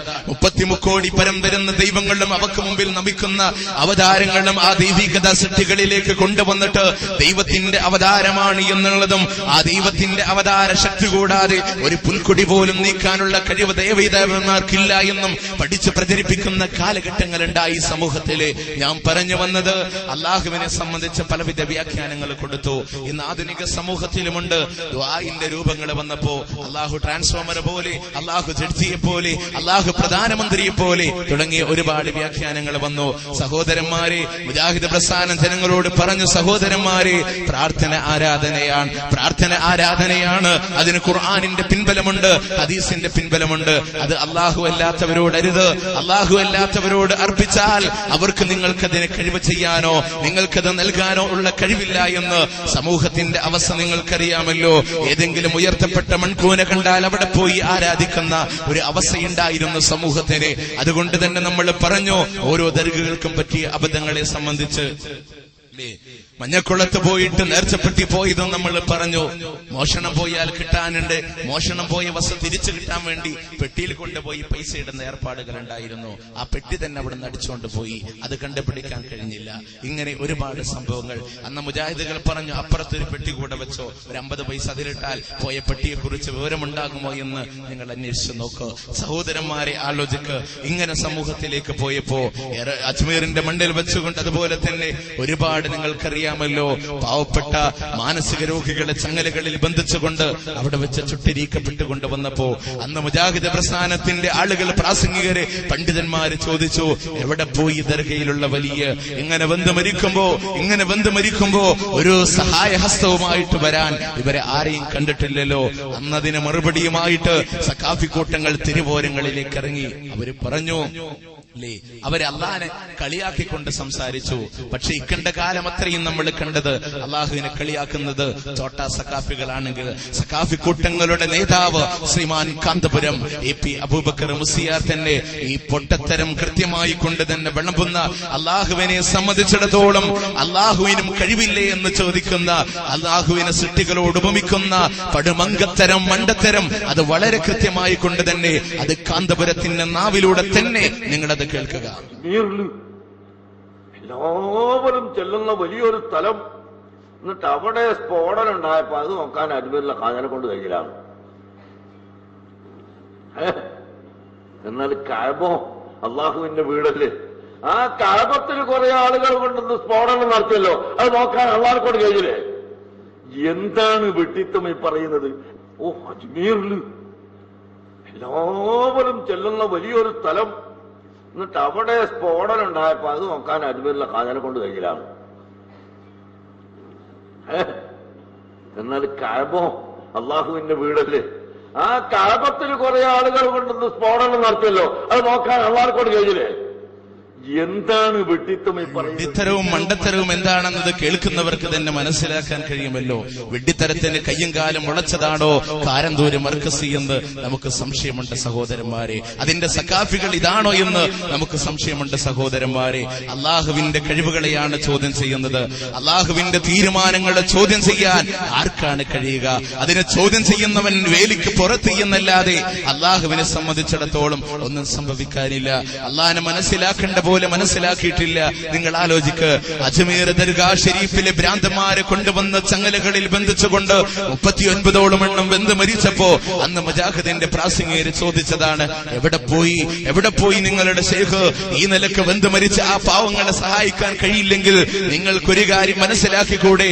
അവർക്ക് കഴിവില്ല എന്ന്.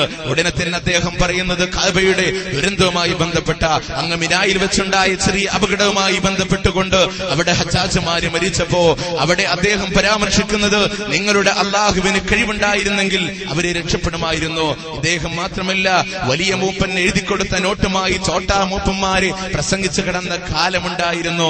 ഇത് നോക്കിക്കൊണ്ട് വിളമ്പിയപ്പോ, ഓ എന്റെ സഖാഫി കൂട്ടങ്ങളെ, പ്രമാണങ്ങളെ ഒന്ന് പഠിക്കാൻ തയ്യാറായിക്കൂടായിരുന്നോ? ഖുർആൻ ഒന്ന് പഠിക്കാൻ തയ്യാറായിക്കൂടായിരുന്നോ? ഹദീസ് ഒന്ന് പഠിക്കാൻ തയ്യാറായിക്കൂടായിരുന്നോ? ഒപ്പനെന്ത് പറഞ്ഞു? കണ്ണടച്ച് വിശ്വസിക്കുന്ന, കണ്ണടച്ച് അംഗീകരിക്കുന്ന ഒരു സമൂഹമുണ്ട് ഉണ്ടായിപ്പോയില്ലേ? അതിന്റെ അപകടമല്ലേ? പ്രമാണങ്ങൾ വേണ്ട, പ്രമാണങ്ങൾ പറയുന്ന വിഷയങ്ങൾ വേണ്ട. ഞങ്ങളുടെ നേതാവ് എന്ത് പറഞ്ഞുവോ? നേതാവ് സ്വർഗത്തിലേക്ക് ടിക്കറ്റ് കൊടുക്കുന്ന ആളല്ലേ, റസൂലിനെ കാണാൻ ടിക്കറ്റ് കൊടുക്കുന്ന ആളുകളല്ലേ എന്ന് പ്രസംഗിച്ച് നടന്നുകൊണ്ട് നേതാവിനപ്പുറത്ത് ഒന്നുമില്ല, കാന്തപുരത്തിൽ അറിയുക എന്ന പ്രമേയമായി ക്യാമ്പയിൻ നടത്താനില്ലാതെ എന്താണ് സത്യാവസ്ഥ എന്ന് പഠിക്കാനുണ്ടോ നമ്മൾ തയ്യാറാകുന്നത്? അതുകൊണ്ട് എന്റെ സഹോദരന്മാരെ, രണ്ടുമൊന്ന് വേർതിരിച്ച് മനസ്സിലാക്കാൻ, അള്ളാഹുവിനെ സംബന്ധിച്ചിടത്തോളം അള്ളാഹുവിന്റെ തീരുമാനങ്ങളാണ് നടക്കുക. അവൻ പരീക്ഷിക്കുന്നവനാ. ദുനിയാവ് പരീക്ഷണാലയമാണ്. ഈ പരീക്ഷണാലയങ്ങളിൽ അള്ളാഹുവിന്റെ പരീക്ഷണങ്ങൾ ഉണ്ടാകും. അവിടെ അള്ളാഹു തആല ഏത് രീതിയിലൂടെയും മനുഷ്യനെ പരീക്ഷിക്കുമ്പോ മുഅ്മിനെ സംബന്ധിച്ചിടത്തോളം ഈമാൻ കാര്യങ്ങൾ എണ്ണി പഠിക്കാനില്ല. അതിൽ ആറാമതായി അവൻ പഠിക്കുന്ന ഖദറിലുള്ള വിശ്വാസം. അത് നന്മയും തിന്മയും അള്ളാഹുവിൽ നിന്നാണെന്നൊരു മുഅ്മിന് വിശ്വസിക്കുമ്പോ, നന്മയും തിന്മയും അള്ളാഹുവിൽ നിന്നാണെന്ന് വിശ്വസിക്കുമ്പോ, എന്റെ സഹോദരന്മാരെ, അള്ളാഹു ഉദ്ദേശിക്കുന്നതേ നടക്കുകയുള്ളൂ. അതിന് നമ്മൾ ആരും ചോദ്യം ചെയ്യാൻ പോകണ്ട. അള്ളാഹു ഉദ്ദേശിക്കുന്ന പോലെ തന്നെ അവൻ പ്രവർത്തിക്കും. ദുനിയാവ് പരീക്ഷണാലയമാണല്ലോ. അള്ളാഹു ഉത്തരം നൽകിയേക്കാം, അതല്ല നാളെയിലേക്ക് നൽകാനായി അവൻ മാറ്റിവെച്ചേക്കാം. പക്ഷേ അള്ളാഹു അല്ലാത്തവരോട് തേടുന്നവരുടെ വിശ്വാസം എന്താ? ആ മഹാന് കേൾക്കുമെന്നും ആ മഹാന് ഉത്തരം ചെയ്യുമെന്നും എത്രത്തോളം എഴുതി പിടിപ്പിച്ചുകൊണ്ട് നടന്നില്ലേ? അല്ല കേൾക്കുന്ന പോലെ കേൾക്കുന്നവരാ, അല്ല കാണുന്ന പോലെ കാണുന്നവരാണെന്ന് പറയുമ്പോ വെല്ല നിലത്തീന്നും വിളിച്ചവർക്ക് വായ്പോടാതെ ഉത്തരം നൽകുന്നവരാണെന്നും മഹാമാരെ കുറിച്ച് എഴുതിയപ്പോ മുഹിയദ്ദീൻ ഷെയ്ഖിനെ കുറിച്ച് ഓവറായൊരു വരി നമുക്ക് കാണാൻ കഴിയുമല്ലോ. വെല്ല നീലത്തീന്നും എന്നെ വിളിപ്പോർക്ക് വായ്കൂടാതു തീരം ചെയ്യും ഞാനെന്നോവർ. കുറച്ചോവറായിക്കൊണ്ട് തന്നെ പറയുകയാ. ഏതെങ്കിലും നിലത്ത് നിന്ന് എവിടെ വെച്ച് മുഹിയദ്ദീൻ ഷെയ്ഖിനെ വിളിച്ചാലും വായ്കൂടുന്നതിന് മുമ്പ് ഉത്തരം നൽകുമെന്ന് പറയുമ്പോ, ഇങ്ങനെ മഹാന്മാരിലേക്ക് പകുത്തു കൊടുക്കുമ്പോ, സഹോദരന്മാരെ എവിടെ പോയി? ഈ ചോദ്യം വളരെ ശ്രദ്ധേയമല്ല, പ്രസക്തമല്ലേ? പക്ഷെ അള്ളാഹിനെ കുറിച്ച് മനസ്സിലാക്കേണ്ടിടത്ത് മനസ്സിലാക്കിയിട്ടില്ല. അതെന്നും പറ്റിയ അബദ്ധ. 10-20 കൊല്ലങ്ങൾക്ക് മുമ്പ് നമുക്കിടയില് നമുക്ക് കാണാൻ കഴിയുന്ന പല പാട്ടുകളുണ്ടല്ലോ, കൂത്തുകളും. നേരം മഗ്‌രിബ് സമയത്ത് നമ്മുടെ വീടുകളിലൊക്കെ ഓതുന്ന ഒരു കാലഘട്ടം ഉണ്ടായിരുന്ന സമൂഹത്തിന്റെ ഇടയിൽ അല്ലേ, കുറത്തിപ്പാട്ട് എന്ന് പറഞ്ഞൊരു പാട്ടുണ്ട്. ഈ കുറത്തിപ്പാട്ടിനെ സംബന്ധിച്ചിടത്തോളം ജിബ്രീൽ അലൈഹിസ്സലാമിനെ കുറത്തിയുടെ രൂപത്തിൽ അല്ലാഹു പറഞ്ഞയച്ചു എന്നൊക്കെ പറഞ്ഞിട്ടാണ് ഇതിൽ പറയുന്നത്. നമ്മളൊന്നും ചൊല്ലിപ്പരിചയമില്ലെങ്കിൽ നമ്മുടെ ഉമ്മമാര് നമുക്ക് പഠിപ്പിച്ചു തരുന്ന വിഷയമാണ്. നിങ്ങൾ ആലോചിക്കണം, എന്താ ഇതിലൊക്കെ പറയുന്നത്? അള്ളാനെ മനസ്സിലാക്കേണ്ട പോലെ സമൂഹം മനസ്സിലാക്കിയിട്ടില്ല ലേ. ഈ ഒരു കുറത്തിപ്പാട്ടിലൂടെ പറയുന്നുണ്ട്, ചിച്ചിലെന്നും ചിൽച്ചിലെന്നും കൽപ്പതത്തിനോഷ ഓഷ കേട്ടി മാമലിയാർ പിന്തിരിഞ്ഞു നോക്കി. നോക്കിയ നേരം കുറത്തി തന്റെ മരവലിയാർ കണ്ടോ. എങ്ങു നിന്നു വന്നിടുന്നു നീ കുറത്തി പെണ്ണേ. കുറത്തി ഞാനും ഒന്ന് പെറ്റാൽ 10 പെറ്റാമേനി. ഫാത്തിമ ബി 10 പെറ്റാൽ 1 പെറ്റാമേനി. ഫാത്തിമ ബീവിയുടെ അടുക്കലേക്ക് ജിബ്രീൽ അലൈഹിസ്സലാമിനെ അല്ലാഹു കുറത്തിയുടെ രൂപത്തിൽ പറഞ്ഞയച്ചു എന്ന് മഗ്‌രിബ് സമയത്ത് മുസല്ലായിൽ ഇരുന്നു കൊണ്ട് പേരിന്റെ കണക്ക് പറഞ്ഞ് പാടുന്ന ഒരു കാലഘട്ടം മുസ്ലിം സമൂഹത്തിനുണ്ടായപ്പോ,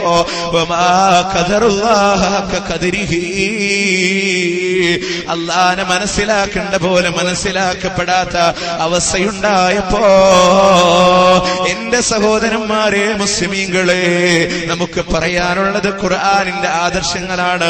അള്ളാഹുവിന് ഇങ്ങനെ തെറ്റായി വ്യാഖ്യാനിക്കപ്പെടുമ്പോ, ഞാൻ പറഞ്ഞല്ലോ, മുജാഹിദ് പ്രസ്ഥാനം ജനങ്ങളോട് പറഞ്ഞിരുന്നു, അള്ളാഹുവിനെ മാത്രമായി കൊണ്ട് തേടണേ, അള്ളാഹുവിനോട് മാത്രമായി കൊണ്ട് പ്രാർത്ഥിക്കണേ. കാരണം എന്താണെന്നറിയുമോ? ഇസ്ലാം പഠിപ്പിക്കുന്ന ആദർശങ്ങൾ തന്നെ അദ്ദുആഉ വൽ ഇബാദ, അദ്ദുആഉ വൽ ഇബാദ, പ്രാർത്ഥന അത് തന്നെയാണ് ആരാധന എന്ന് ഇസ്ലാം പഠിപ്പിച്ചപ്പോ, ഇമാം തിർമിദി ഉദ്ധരിക്കുന്ന ഹദീസില് 2969 നമ്പർ ഹദീസാണ്. നുഅ്മാൻ ഇബ്നു ബഷീർ റളിയല്ലാഹു അൻഹു ഉദ്ധരിക്കുമ്പോ സമിഅതു നബിയ സല്ലല്ലാഹു അലൈഹി വസല്ലം യഖൂൽ, അല്ലാഹുവിന്റെ റസൂൽ പറയുന്നതായിട്ട് ഞാൻ കേട്ടു, അദ്ദുആഉ ഹുവൽ ഇബാദ, പ്രാർത്ഥന അത് തന്നെയാണ് ആരാധന. വഖറ, എന്നിട്ട് അദ്ദേഹം തെളിവോതുകയാണ് സൂറത്ത് ഗാഫിറിന്റെ 60-ാമത്തെ ആയത്തിലൂടെ, വഖാല റബ്ബുകും ഉദ്ഊനി അസ്തജിബ് ലക്കും ഇന്നല്ലദീന യസ്തക്ബിറൂന അൻ ഇബാദതി സയദ്ഖുലൂന ജഹന്നമ ദാഖിരീൻ. വഖാല റബ്ബുക്കും, നിങ്ങളുടെ രക്ഷിതാവിതാ പറഞ്ഞിരിക്കുന്നു, ഉദ്ഊനി, നിങ്ങൾ എന്നോട് തേടിക്കോ, അസ്തജിബ് ലക്കും, ഞാൻ നിങ്ങൾക്ക് ഉത്തരം നൽകാം, ഇന്നല്ലദീന യസ്തക്ബിറൂന അൻ ഇബാദതി, നമ്മോടുള്ള ആരാധനയിൽ ആര് അഹങ്കാരം കാണിക്കുന്നുവോ, ഏത് ആരാധന, പ്രാർത്ഥന എന്ന ആരാധനയിൽ, സയദ്ഖുലൂന ജഹന്നമ ദാഖിരീൻ, വളരെ നിന്ദന്മാരായിക്കൊണ്ട് നരകത്തിലേക്ക് പോകുമെന്ന് പഠിപ്പിക്കുമ്പോ എന്റെ സഹോദരന്മാർ ഇത് അറിയാത്തത് കൊണ്ടാണോ പള്ളി ദർസുകളിൽ ഓതിപ്പിടിക്കുന്ന തുഹ്ഫയിലൂടെ രേഖപ്പെടുത്തിയില്ലേ, അദ്ദുആഉ റൂഹുൽ ഇബാദ, ആരാധനയുടെ ആത്മാവാണ് പ്രാർത്ഥന എന്ന് പറയുമ്പോ എന്റെ സഹോദരന്മാരെ, ഒരു തർക്കത്തിന് വേണ്ടിയിട്ടല്ല, നാളെ പരലോകത്ത് രക്ഷപ്പെടണോ. ഖുർആനിന്റെ ആയത്തുകൾ നിങ്ങൾ പരിശോധിക്കാൻ തയ്യാറുണ്ടോ? പരിശുദ്ധ ഖുർആൻ എത്രയിടത്ത് പറഞ്ഞതാണ്, വഅന്നൽ മസാജിദ ലില്ലാഹ് ഫലാ തദ്ഉ മഅല്ലാഹി അഹദാ, വഅന്നൽ മസാജിദ ലില്ലാഹി, നിശ്ചയമായും പള്ളികളെല്ലാം അല്ലാഹുവിനുള്ളതാണ്, ഫലാ തദ്ഉ, ആകയാൽ നിങ്ങൾ തേടരുതേ, പ്രാർത്ഥിക്കരുതേ, മഅല്ലാഹി അഹദാ, അല്ലാഹുവോട് കൂടെ, അല്ലാഹുവോട് കൂടെ, അല്ലാഹുവോട് കൂടെ മറ്റാരോടും നിങ്ങൾ ദുആ ചെയ്ത് പോകരുതേ, മറ്റാരോടും പ്രാർത്ഥിച്ചു പോകരുതേ എന്ന് പറയുമ്പോ ഇത് പറയാനാണ് റസൂലുള്ളാഹി സ്വല്ലല്ലാഹു അലൈഹി വസല്ലം വന്നത്. ഖുൽ ഇന്നമാ അദൂ റബ്ബി വലാ ഉശ്രികു ബിഹി അഹദാ. പരിശുദ്ധ ഖുർആനിലെ സൂറത്ത് ജിന്നിന്റെ 20-ാമത്തെ ആയത്തിലൂടെ ഖുൽ നബിയെ താങ്കൾ പറഞ്ഞുകൊള്ളുക, പ്രഖ്യാപിച്ചുകൊള്ളുക, ഇന്നമാ അദൂ റബ്ബി, ഞാൻ എന്റെ റബ്ബിനോട് മാത്രമേ തേടുകയുള്ളൂ, പ്രാർത്ഥിക്കുകയുള്ളൂ, വലാ ഉശ്രികു ബിഹി അഹദാ, അവനോട് യാതൊന്നിനെയും പങ്കു ചേർക്കയില്ല എന്ന് പ്രഖ്യാപിച്ചു കൊള്ളുക റസൂലേ എന്ന് അല്ലാഹുവിന്റെ റസൂലിനോട് അല്ലാഹുവിന്റെ കൽപ്പന വരുമ്പോ ഖുർആനിന്റെ ആയത്തുകൾ എത്ര വേണമെങ്കിലും മറിച്ചു നോക്കിക്കോ, മുഴുവനും അല്ലാഹുവിനോട് മാത്രമുള്ള പ്രാർത്ഥനകളായി കാണുമ്പോ, ഇതൊക്കെ ജനങ്ങളോട് പറഞ്ഞപ്പോഴും അന്ന് പറഞ്ഞത് അവിടെയും അള്ളാഹ് ഇങ്ങനെ ഉപമിച്ചുകൊണ്ടുപോവുക. അള്ളാഹ് എന്ന് പറഞ്ഞാല് ഒരു പ്രധാനമന്ത്രിനെ പോലല്ലേ, ഒരു പ്രധാനമന്ത്രിയോട് ഒരാൾക്കൊരു കാര്യം നേരിട്ട് പറയാൻ പറ്റുമോ? അപ്പൊ എന്ത് വേണം? അതിന്റെ ഇടയിൽ MP-മാരെ MLA-മാരൊക്കെ കണ്ടിട്ട് അള്ളാഹുവിലേക്കൊന്ന് അടുക്കണം, അല്ലെ, പ്രധാനമന്ത്രിയിലേക്കൊന്ന് അടുക്കണം. അതുപോലെ അള്ളാഹു എന്ന് പറഞ്ഞാൽ ട്രാൻസ്ഫോമർ പോലെയാണ്, അതിലേക്ക് 40-ന്റെയോ 60-ന്റെയോ ബൾബ് നേരിട്ട് കൊടുക്കാൻ പറ്റില്ല, അടിച്ചു പോകും. അപ്പൊ എന്ത് വേണം? അതിന്റെ ഇടയിൽ വേണ്ട ഘടകങ്ങളൊക്കെ വെക്കണം. അള്ളാഹു എന്ന് പറഞ്ഞാൽ ഒരു ജഡ്ജിയെ പോലെയാണ്, ജഡ്ജിയോടൊരു കാര്യം നേരിട്ട് പറയാൻ പറ്റില്ലല്ലോ, അതിന്റെ ഇടയിൽ അഡ്വക്കേറ്റ്സ് വേണം, അഭിഭാഷകർ വേണം, ഇങ്ങനെയൊക്കെ ജനങ്ങളോട് ഉദാഹരണം പറഞ്ഞു. അതുകൊണ്ട് അള്ളാഹുവിലേക്ക് നേരിട്ടെടുക്കാൻ പറ്റില്ല. ഇങ്ങനെ അള്ളാഹുവിനെ ഉപമിക്കുക. നമ്മൾ അന്ന് ജനങ്ങളോട് പറഞ്ഞു, ഇനിയും ഞങ്ങളത് ഉറക്കെ പറയുന്നു, നിങ്ങൾ ആലോചിക്കുക, ഈ ഉദാഹരണങ്ങളെ തന്നെയുള്ള മൺകത്തരം നിങ്ങളൊന്ന് ആലോചിച്ച് നോക്കി. ഒരു പ്രധാനമന്ത്രി പറയാ, നിങ്ങൾ എന്നോട് നേരിട്ട് വന്ന് പറഞ്ഞാൽ മതി, എനിക്ക് നിങ്ങളെ വിശ്വാസമൊന്നുമില്ല, ഞാനൊരു MP-നെ MLA-നൊക്കെ ആയിട്ട് വേണമെങ്കിൽ വരാം, ആ കാര്യം അതോടുകൂടെ അവിടെ മുടിച്ചിട്ടു, അല്ലേ? അള്ളാഹു ജഡ്ജിയെ പോലെയാണ്. നിങ്ങൾ ആലോചിച്ച് നോക്ക്, ജഡ്ജി എന്ന് പറഞ്ഞാരാ? വെറും 0, വട്ടപൂജ്യം, ഒന്നും അറിയാത്ത ആൾ. ഒരു കേസ് നേരെ ജഡ്ജിയുടെ മുന്നിൽ വരിക, ആ കേസിനെ കുറിച്ച് ജഡ്ജിക്ക് ഒന്നും അറിയില്ല. 2 അഡ്വക്കേറ്റ്സ്, 2 അഭിഭാഷകർ നിന്ന് വാദിക്കുന്നു. ആർക്കാണോ വാക്ക് സാമർഥ്യമുള്ളത്, ആർക്കാണോ സാക്ഷികളെ കൊണ്ടുവരാൻ കഴിയുന്നത്, അതിനനുസരിച്ച് കൊണ്ട് ജഡ്ജി വിധിക്കും. ഒരുപക്ഷെ വാദിപ്രതിയായേക്കാം. നീതി ലഭിക്കാതെ പോയേക്കാം. അള്ളാഹു അങ്ങനെയാണോ? അവന് അഭിഭാഷകരുടെ ആവശ്യമുണ്ടോ? അവന് സാക്ഷി വിസ്താരങ്ങളുടെ ആവശ്യമുണ്ടോ? വേണ്ട. അവനെല്ലാം അറിയുന്ന റബ്ബാൻ. ആകയാൽ ഇത് പറയുന്ന ആളുകളോട് മുഴുവനും ഞങ്ങൾക്ക് പ്രഖ്യാപിക്കാനുള്ളത്,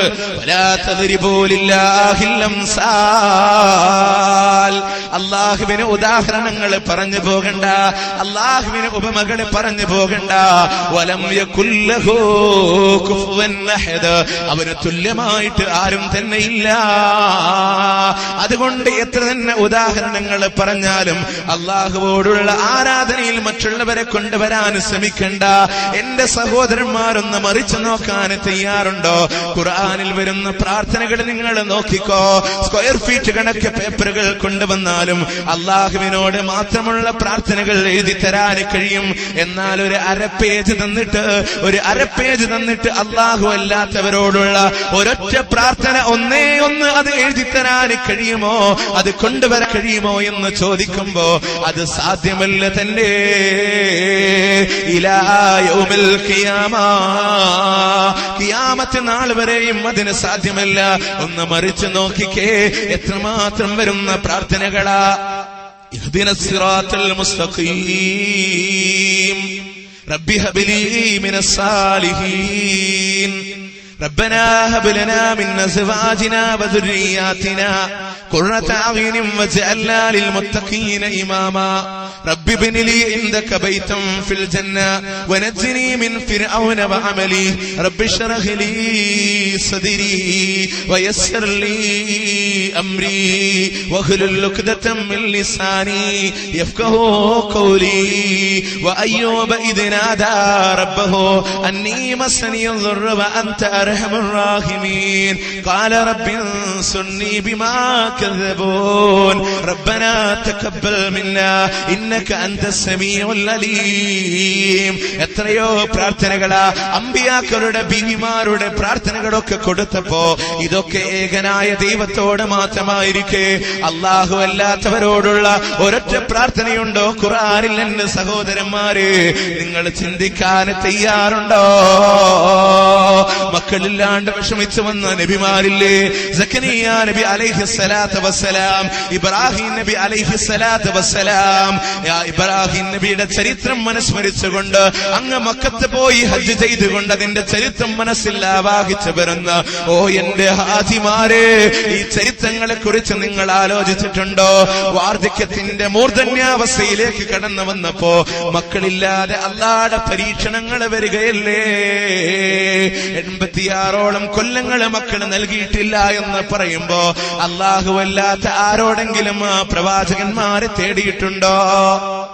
സക്കരിയ നബി അലൈഹിസ്സലാമിനെ സംബന്ധിച്ച് പരിശുദ്ധ ഖുർആനിന്റെ വാക്കുകൾ തന്നെ ശ്രദ്ധിച്ചോ. 19-ാം അധ്യായം സൂറത്ത് മറിയം തുടങ്ങുന്നത് തന്നെ കാഫായ ഐൻ സ്വാദ് ദിക്റു റഹ്മതി റബ്ബിക അബ്ദഹു സക്കരിയ ഇദ് നാദാ റബ്ബഹു നിദാഅൻ ഖഫിയ. സക്കരിയ നബി അലൈഹിസ്സലാം വളരെ രഹസ്യമായി കൊണ്ട് തന്റെ രക്ഷിതാവിനോട് തേടിയതായ സന്ദർഭം ഏതായിരുന്നു? ആ രംഗമെന്ന് ഖുർആൻ തുടർന്നുകൊണ്ട് പറയുന്നുണ്ട്. വഹനൽ അൽമു മിന്നീ വശഅല റഅസു ശൈബാ, എന്റെ മുടിയെല്ലാം നിറച്ചു പോയിരിക്കുന്നു നാദാ, എല്ലാം ദുർബലമായി പോയിട്ടുണ്ട് റബ്ബേ. ഞാനൊരു വന്ദികനാണല്ലോ, ഭാര്യവയോ വന്ദികയാണല്ലോ റബ്ബേ, ഒരു മക്കളുണ്ടാവുകയില്ലല്ലോ നാദാ എന്നൊക്കെ ആ അധ്യായം തന്നെ തുടർന്ന് വന്ന് പറയുന്നുണ്ട്. എന്നിട്ടും ആ സക്കരിയ നബി അലൈഹിസ്സലാം അല്ലാഹുവിനോട് പറയുന്നത് എന്താണെന്നറിയുമോ? വലമ്മകുൻ ബിദുആഇക റബ്ബി ശഖിയാ, എന്റെ റബ്ബേ നിന്നോട് തേടിയിട്ട് ഞാൻ ഒരിക്കലും ഭാഗ്യം കെട്ടവനായി പോയിട്ടില്ല റബ്ബേ. നിങ്ങൾ ആലോചിക്ക് സഹോദരന്മാരെ, ബുദ്ധി പണയപ്പെടുത്തിയിട്ടില്ലാത്തവരുണ്ടോ? അന്നം തിന്നുന്ന ബുദ്ധിയുള്ളവരുണ്ടോ? ആലോചിച്ചോ. ഈ പ്രവാചകൻ സല്ലല്ലാഹു അലൈഹി വസല്ലമ തേടിയതാരോടാ? ഈ പ്രവാചകന്മാര്, ഈ അമ്പിയാക്കളെ തേടിയതാരോടാ? ഏതെങ്കിലും ദർഗയിൽ പോയിട്ടും പോയിട്ടൊന്ന് തവാഫ് ചെയ്യാൻ, അവിടെ പോയൊന്ന് തുലാഭാരം നടത്താൻ, അവിടെ പോയൊന്ന് ചാരം ഓടാൻ, അല്ലെങ്കിൽ മുമ്പ് കടന്നു വന്ന ഏതെങ്കിലും പ്രവാചകന്മാരോടൊന്ന് തേടാൻ ഇവരാരും തയ്യാറായിട്ടില്ലെങ്കിൽ അത് ഖുർആൻ പഠിപ്പിക്കുന്ന ആദർശമാണെങ്കിൽ നിങ്ങൾ ആലോചിക്ക് സഹോദരന്മാരെ. ആ മക്കളില്ലാതെ വിഷമിച്ച സക്കരിയാ നബി അലൈഹിസ്സലാം അവിടുന്ന് കറാമത്ത് കാണുകയാ. കറാമത്ത് കണ്ടപ്പോ സക്കരിയാ നബി എന്താ ചെയ്തത്? കറാമത്ത് കണ്ടവരോട് തേടിയോ? ഇല്ല. കറാമത്ത് കൊടുത്ത റബ്ബിനോട് തേടുന്നു.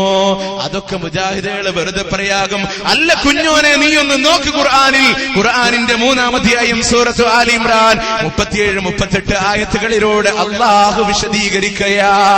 സക്കരിയാ നബി അലൈഹിസ്സലാം പള്ളിയിലേക്ക് കടന്നു വരുമ്പോ പള്ളിയുടെ മിഹ്റാബിൽ മറിയം എന്ന് പറയുന്ന ഒരു സ്ത്രീ, പള്ളിയുടെ മിഹ്റാബിൽ മറിയം എന്ന് പറയുന്ന ഒരു സ്ത്രീ.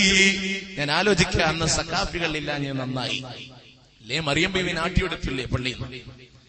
മറിയം ബീവി പള്ളിയുടെ മിഹ്റാബിൽ അല്ലാഹു കറാമത്ത് കൊടുത്തിരിക്കുക. എന്താ?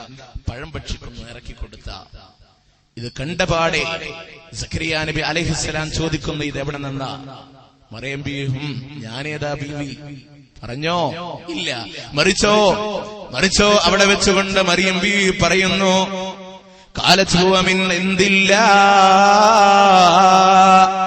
എന്റെ റബ്ബ് നൽകിയതാണെന്ന് മറിയം ബീവി മറുപടി കൊടുക്കുമ്പോ, എന്റെ റബ്ബ് നൽകിയതാണെന്ന് മറിയം ബീവി മറുപടി കൊടുക്കുമ്പോ ഉടനെ തന്നെ സക്കരിയാ നബി അലൈഹിസ്സലാം പ്രാർത്ഥിക്കയാ. ഹുനാലിക ദആ സക്കരിയാ റബ്ബ. അവിടെ വെച്ച് അപ്പോൾ സക്കരിയാ നബി അലൈഹിസ്സലാം തന്റെ രക്ഷിതാവിനോട് തേടുകയാണ്, റബ്ബി ഹബ്ലി മിൻ ലദുൻക ദുരിയതൻ തയ്യിബാ. നാദാ, നിന്റെ അടുക്കൽ നിന്ന് നല്ലൊരു സന്താനത്തെ എനിക്ക് നൽകണേ നാദാ. കറാമത്തിനെ അംഗീകരിക്കുന്നു, കറാമത്തിനെ നിഷേധിക്കുന്നില്ല. ആരാണോ കറാമത്ത് കൊടുത്തത് ആ റബ്ബിനോട് തേടാൻ, ആ റബ്ബിനോട് പ്രാർത്ഥിക്കാൻ. ഇതല്ലേ ഈ ചരിത്രം പഠിപ്പിക്കുന്നത്? കറാമത്ത് കാണുന്നു, കറാമത്ത് അംഗീകരിക്കുന്നു.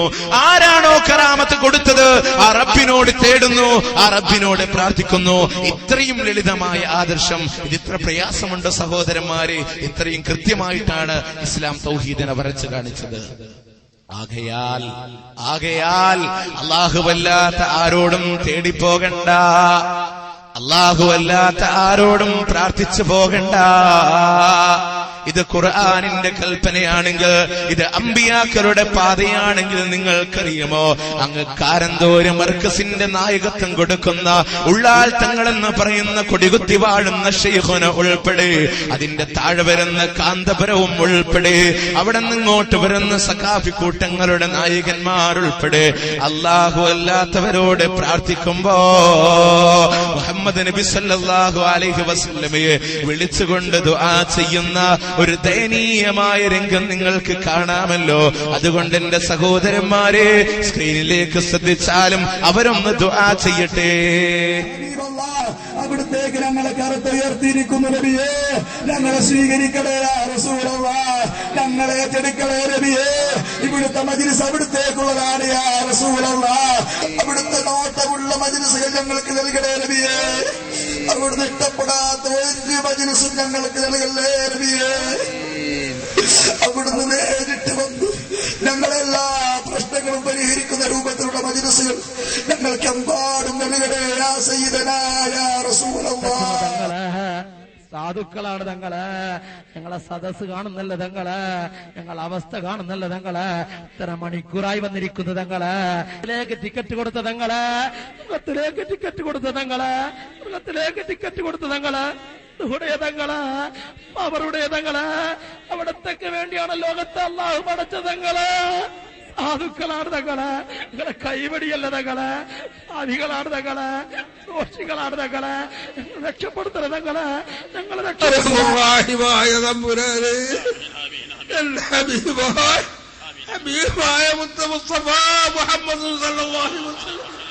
പൊന്നാര നബിക്ക് എന്തൊരു സന്തോഷമാണ്. ഞങ്ങളിത് കാണൂലേ? അമലക്കും റസൂലുഹു, നിങ്ങൾ ചെയ്യുന്ന അല്ലാഹു കാണുന്നു, അല്ലാഹുവിന്റെ റസൂലും കാണുന്നു എന്ന് ഖുർആനിൽ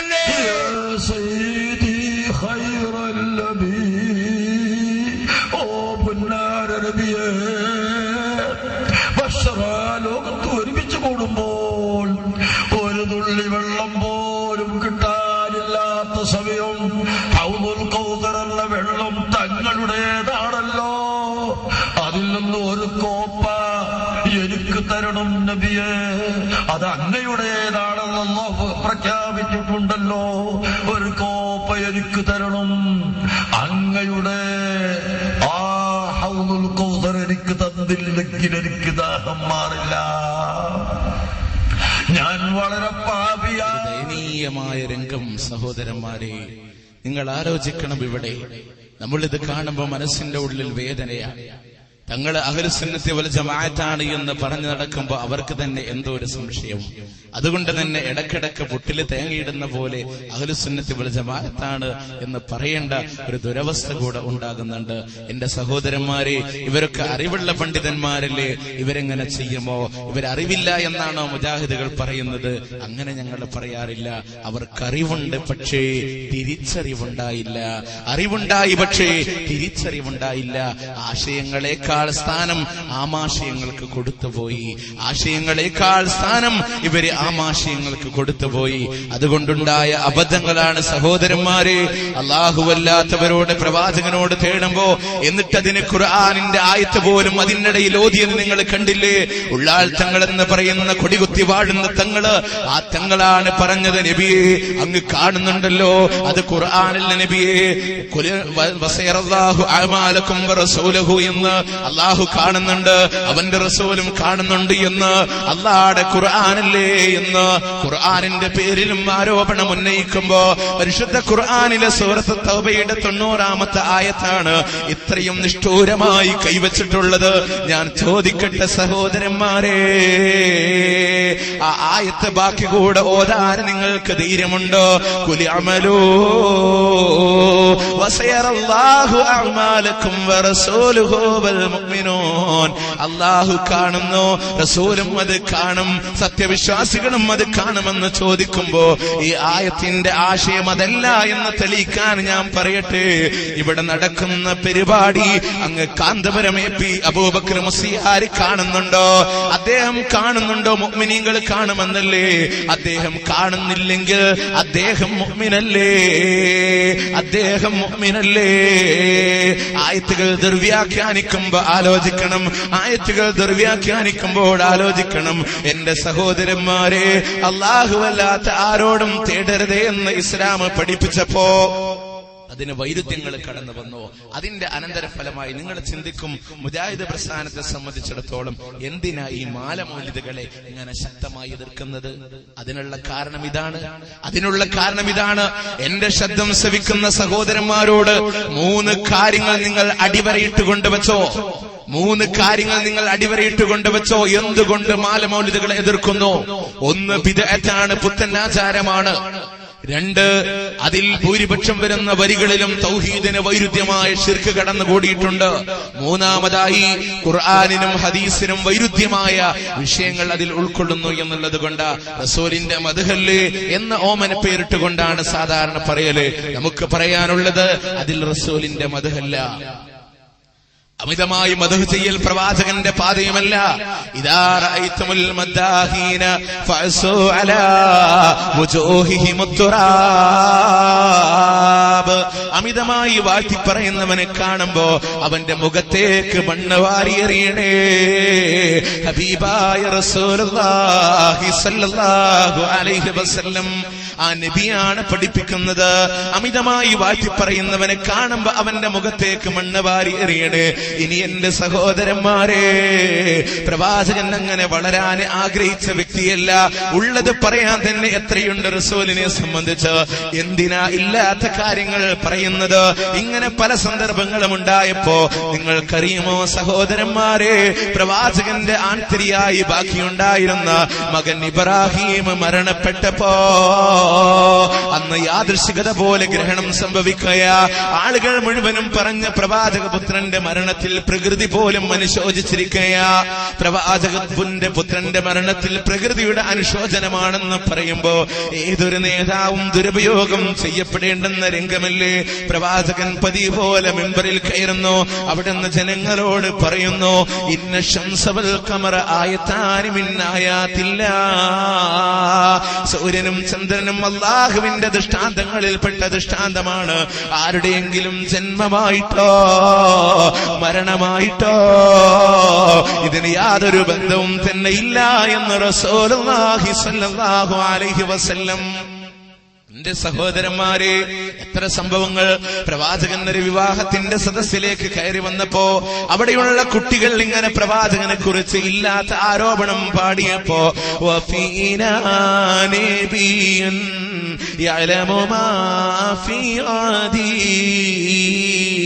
നാളെ എന്താണ് നടക്കുന്നത് എന്നറിയുന്ന ഒരു റസൂല് ഞങ്ങളുടെ കൂട്ടത്തിലുണ്ട് എന്ന് ആ കുട്ടികള് പാടിയപ്പോ അള്ളാഹുവിന്റെ റസൂല് പറയുന്നു, അത് പാടില്ല, അതിനെ തിരുത്തണേ എന്ന് റസൂല് പറയുമ്പോ നിങ്ങൾ ആലോചിക്ക് സഹോദരന്മാരെ.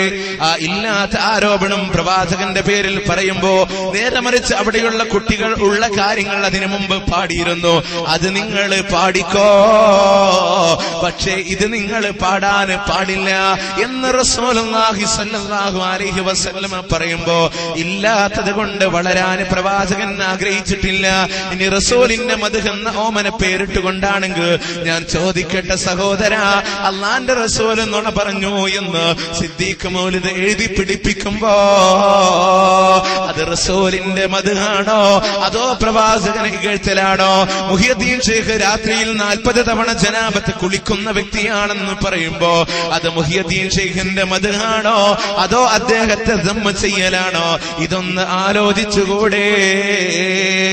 നിങ്ങൾ ആലോചിക്കണം. ഷിയാ സ്വാധീനങ്ങൾ കടന്നു വന്നതാ, ജൂതക്രിസ്ത്യാനികളുടെ ആചാരങ്ങൾ കടന്നു വന്നതാ, ഷിയാ ആചാരങ്ങൾ കടന്നു വന്നിട്ടുണ്ട്. നിങ്ങൾക്കറിയാലോ, ഇപ്പോഴും പുത്തമ്പള്ളി ദർഗയിൽ 12 രൂപക്ക് വില കൊടുത്താ വാങ്ങിയ കിട്ടാവുന്ന ഒരു പുസ്തകമുണ്ട്, പക്ഷിപ്പാട്ട്.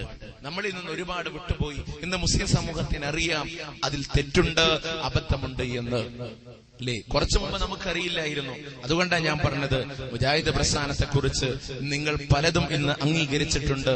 സ്വയം പരസ്യമായിട്ട് പറയുന്നില്ലെങ്കിൽ നിങ്ങൾ തലയിൽ വെച്ച് വളർത്തുന്ന മുടി ഉൾപ്പെടെ നിങ്ങൾ അത് പ്രസ്ഥാനത്തെ അംഗീകരിച്ചതാണ്. മുമ്പ് ഒരു 5 കൊല്ലം മുമ്പ് നിങ്ങൾ ആലോചിച്ച് നോക്കിയ സമൂഹത്തിന്റെ അവസ്ഥ എന്താണ്? ഈ ആടിനോടൊക്കെ ഭയങ്കര ഒരു ബഹുമാനം കാണിച്ചിരുന്ന ഒരു കാലഘട്ടം ഉണ്ടായിരുന്നു.